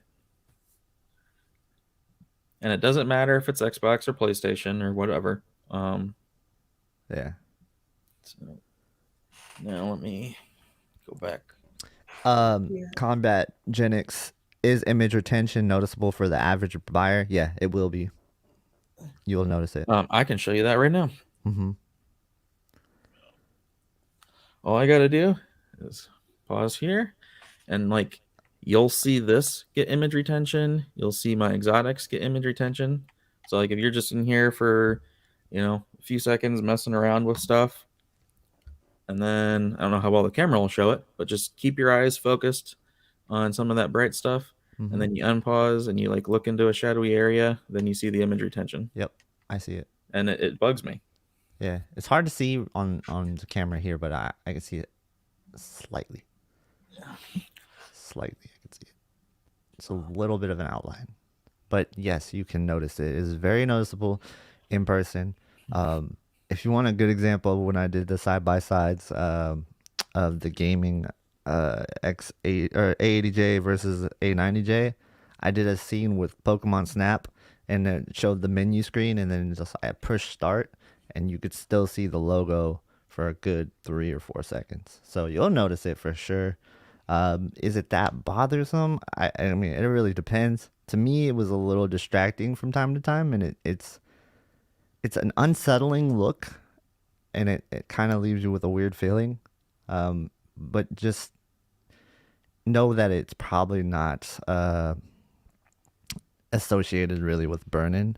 You know what I mean? It's not going to make you a higher risk of burn-in. I can't prove that. I can't uh, yeah, I can't really back that up, but like from what I've heard and what I've learned and what other people have said who are way more knowledgeable than me, it shouldn't be an issue or adding any extra risk to burn-in.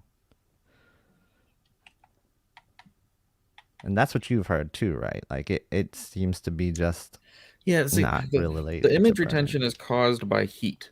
Right.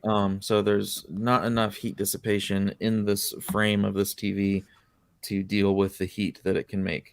Right. For whatever reason, the G1, as thin as that TV is, it can deal with it when it's just as bright. I don't know what magic LG is doing there. Mm-hmm. Um, so I don't know. That's why I like LG being able to turn off the dimming. Just if you're gonna go OLED and you want to play games and you're more than just a casual gamer at all, go with the LG. If Yeah. you don't want OLED and you want a game, I think the X95J, even without VRR, is a really good option. Hopefully the VRR is added soon. Yeah. And I would say if you just game with like a PS5 and you just want the best TV possible, like I would say if you can afford the A90J, go with that. Like if you just want the best TV possible. Mm. Um I haven't seen the Z9J, can't really speak on that. But it's a little bit out of the out of the price range. So the audio dropouts, I actually haven't tested it on the X95J, but I know it's going to. If you're on the Xbox at 120 hertz, I'm sure it's going to drop out with eARC. It does on all of the Sonys, um, and it's only with the Xbox and only at 120 hertz.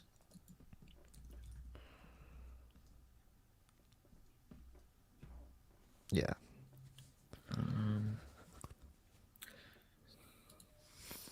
Chris, thank you for the super chat. Is the 95J worth upgrading from the 950G Ooh, just for 120? If that's a you're a good gamer, TV. I personally would. It depends Yeah. on how serious you take the gaming. It may take you a little while to realize that you like 120. Like it's not going to be you go from 60 to 120 and it's just a transformative experience. It's when you try to go back to 60, you're like, okay, that now I understand why. Like it was the same thing for me going from like 720p to 1080p or going from 1080p to 4K. At first, you don't really see it. It's when you go Yeah. back that you realize the difference. I would also add that it really depends. Do you play a lot of games that are going to be utilized in 120? Because that's a good TV. The X950G is a good TV still, and I think you could probably get away with another year with it. And then I would probably just wait until the VRR update comes to see if that's any good. Because like if you're just justifying to jump for a 120 hertz upgrade, you really got to be utilizing that 120 hertz a lot more. And there's only a few games that do it, you know. So unless you're Well, a on the PC, Xbox though, you can force it. right? Yeah. Yeah. So that's really just gonna help with response time. Yeah. I mean, to me, that's worth it. Hmm. It's just, well, then you have to deal with. All right. So this is an issue for gaming as a whole, not just Sony. Um, the Sony does seem to have a little more posterization, which is what I'm actually trying Yep. to load up here to show. Yeah. But Sony gives you smooth gradation that works. LG smooth gradation does not work in game mode. If you saw Vincent Tio's video Nope. today, It like it doesn't. shows that. Yeah. Um, I showed that like a month you know, ago. putting the LG into PC mode helps, but it's still there and it's going to be there. 4K 120 HDR gaming, it has banding, color banding in the skies or posterization. It's there. It doesn't matter what TV. Um, Sony at least gives you a tool to help with it. Hmm. Um, and Pretty even at effective 60 tool. hertz, I see it too. I see it at 60 hertz too. Not Yeah. nearly as much. But No. Nah, it's pretty dramatic when you go to 120.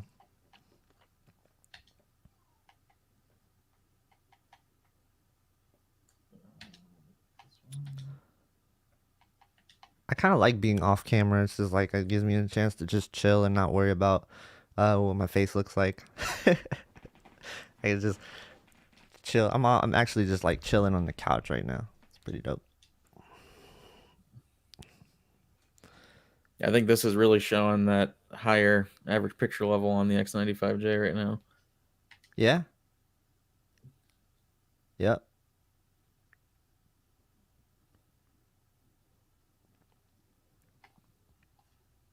Man, Dirt 5 is such a beautiful game.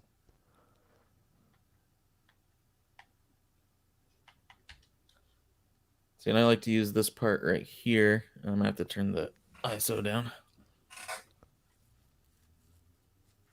We're trying to look for banding right now. Yep. So you can either turn and look at the sun, wherever it is, and then look around it Mm-hmm. for banding, or I find if you zoom in next to that mountain, you can usually see it really well.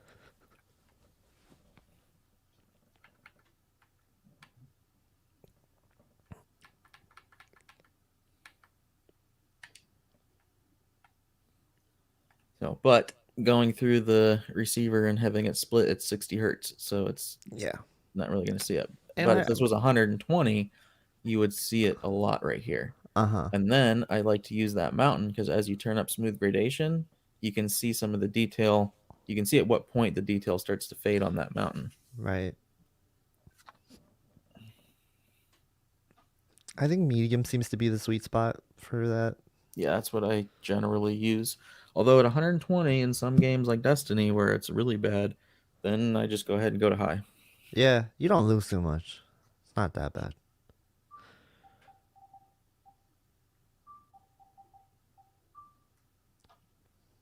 Yeah, so I don't know how well this will show, but right now smooth gradation's off, and I'm gonna put it to high. That's gonna be hard to pick up. Yeah, I'm gonna try to show this in an actual video later at some point, but the detail you lose is so small Mm-hmm. that there's really no problem just using smooth gradation to help with that. Yeah. Yeah, and it doesn't work at all on the LG. Like literally it has zero effect. Yeah, it's like if I go from medium to high, I lose some detail in the clouds, but that's really all I'm seeing. Mm-hmm. But yeah, so on the LG, if you have the Xbox and you have ALLM on, all that stuff is grayed out. You turn off ALLM, all that stuff ungrays, but it still doesn't work. So I think the C1G1 is just disabling all of that stuff in game optimizer mode, whether it lets you adjust it or not. Yeah, that's what it seems to do.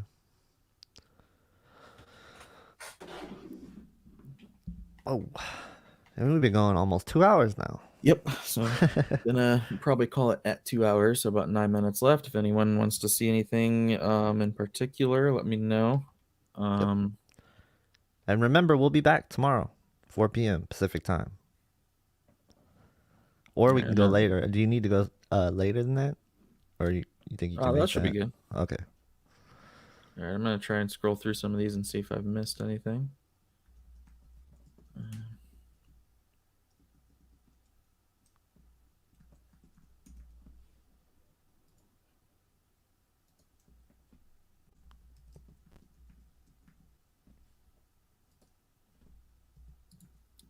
Oh, goodness. All right. Is the panel refresh recommended once a year? I heard that running that often may damage the TV.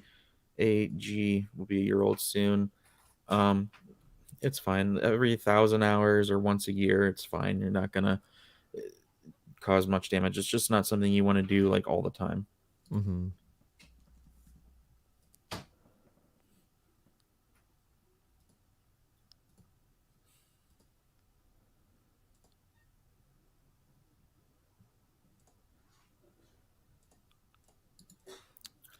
Yeah, so that's just, it's a problem with the way the camera works in that it only has such a limited range, and the TVs can go so much farther than that range, whether it's down low into dark areas or up high into bright areas.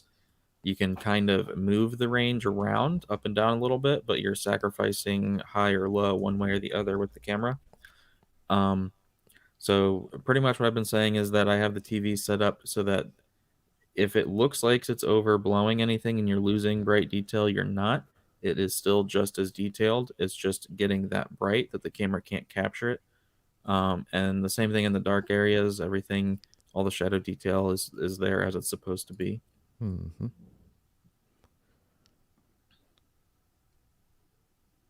Can you hear me still? Yeah. Okay. I thought it dropped for a second.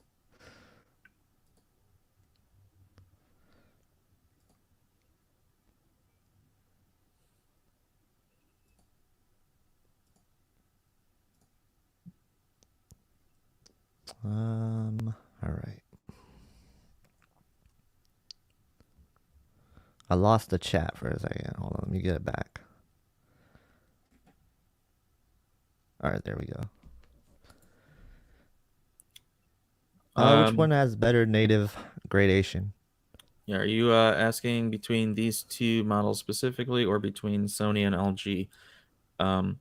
Because Sony has just really good gradation overall.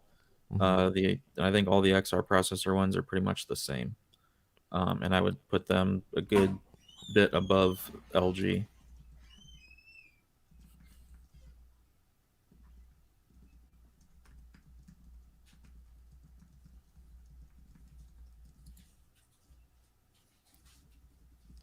If you're remotely serious about gaming, C1. If you don't care at all about gaming, or you're just a very casual gamer, then the A80J. Yeah, so someone on the forum tried to count zones, which I understand. It's kind of annoying and hard to count sometimes. On the 85-inch X95J, and it sounds like that one has around 100 zones. That's crazy. That seems like such a small amount for such a big TV, man. Yeah, but I mean, percentage-wise, it sounds about right from going from a 65. Right. With Yeah, 16 but zones. but it just seems like, man.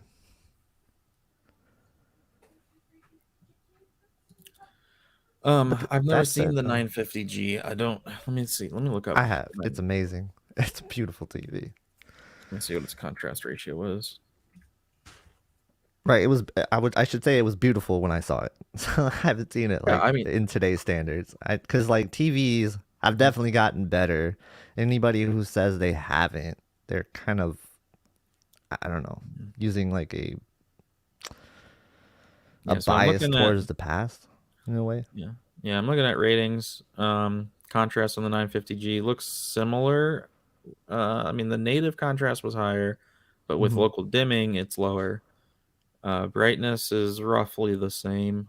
Um, so it looks, like your general performance upgrade from the 950G is going to be from the processing, Yeah, and it's then it's having 2.1. it's the processing. That's what makes the biggest difference in the TVs from year to year to year, and that's why something like a Q90T can look better than something that was brighter, like the Q7 FN or the Q8 FN or the Q9 FN, even, you know, because of the processing. It just gets better every year, and I haven't seen too many TVs get worse from year to year because of the processing. So it always does come down to that. And Sony is the best when it comes to processing. Samsung is second best. So for sound, I mean, I have my own home theater, but if you are using the sound on the TV, I just use when you set up the TV initially, it has this little auto calibration thing where it sends a bunch of noise to the remote and then it does its own thing.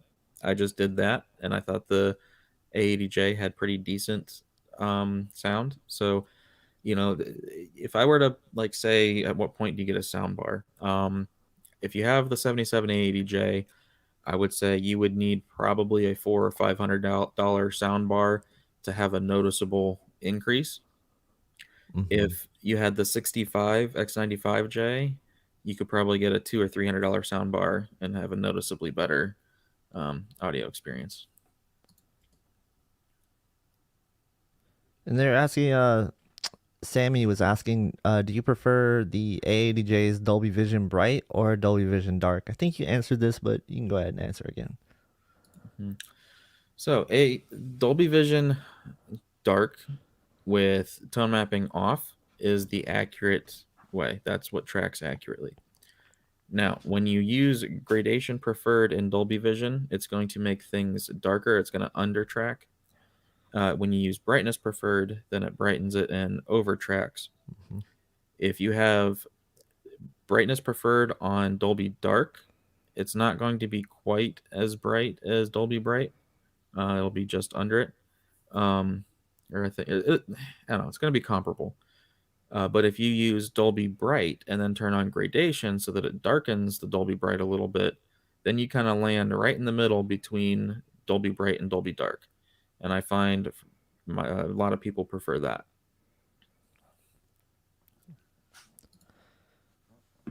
Um, yeah, I figured you meant the two Sonys.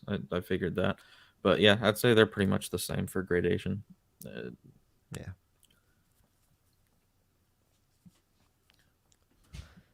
So, about the XR processor, what about the effectiveness of reality creation versus the for the OLED. two TVs? No, just Yeah, for the they're pretty much the same X95J. effect. Okay. They, I mean, OLED just has a slightly sharper look overall, Right. So, would mostly to do with you? how that clear, clean glass panel is. Mm-hmm. Um, but as far as the reality creation, they seem to do the same thing on both of them. So would you recommend going a little bit higher on the reality creation setting for the X95J since I it's just leave them at not auto. as sharp? Okay. I don't want to mess with it from content to content, so I just put it at auto.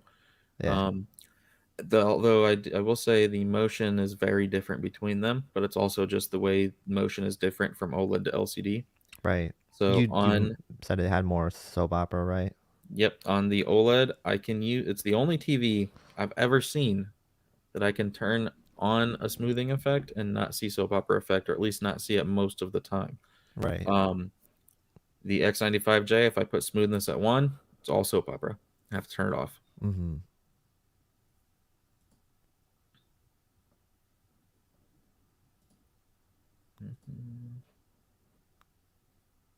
Reflections for the 95J, the QN90A, I think they're pretty much the same. I mean, there might be a tiny difference, but I would rate them the same score.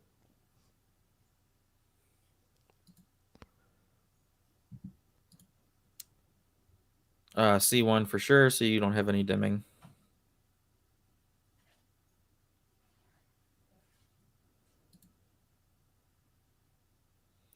All right. I think we're pretty much gonna call it here. Okay. So I will have more videos on the 95J. Probably do a settings video and a review, and I might have some content from the QN90A that I can match and do a comparison that way. I just got to go through my videos and find them. So I will try to do that. But overall, again, my opinion, I think the X95J is the best 4K LCD you can get. Yep. Yep. So, all right. Thank you everybody for coming along, and keep an eye out for more 95J content. And then I have the Q70A to do videos for. I just got to edit them. And then I have some calibration stuff for the A80J. And that's about it for me. So, KG, what do you have going on? I have a ton of content in the works. I can't really speak on some of the stuff that I'm talking about just yet, but I am working on a lot of new stuff. And also, we are going to stream tomorrow at 4 p.m. Pacific time. Make sure you guys join us. I hope to see all you guys there. Thank you for stopping by to this stream. Thank you for having me on this stream, Classy. And yeah, you can close it out. All right. Yep. Thank you again, everyone. We'll see you tomorrow. Have a good day.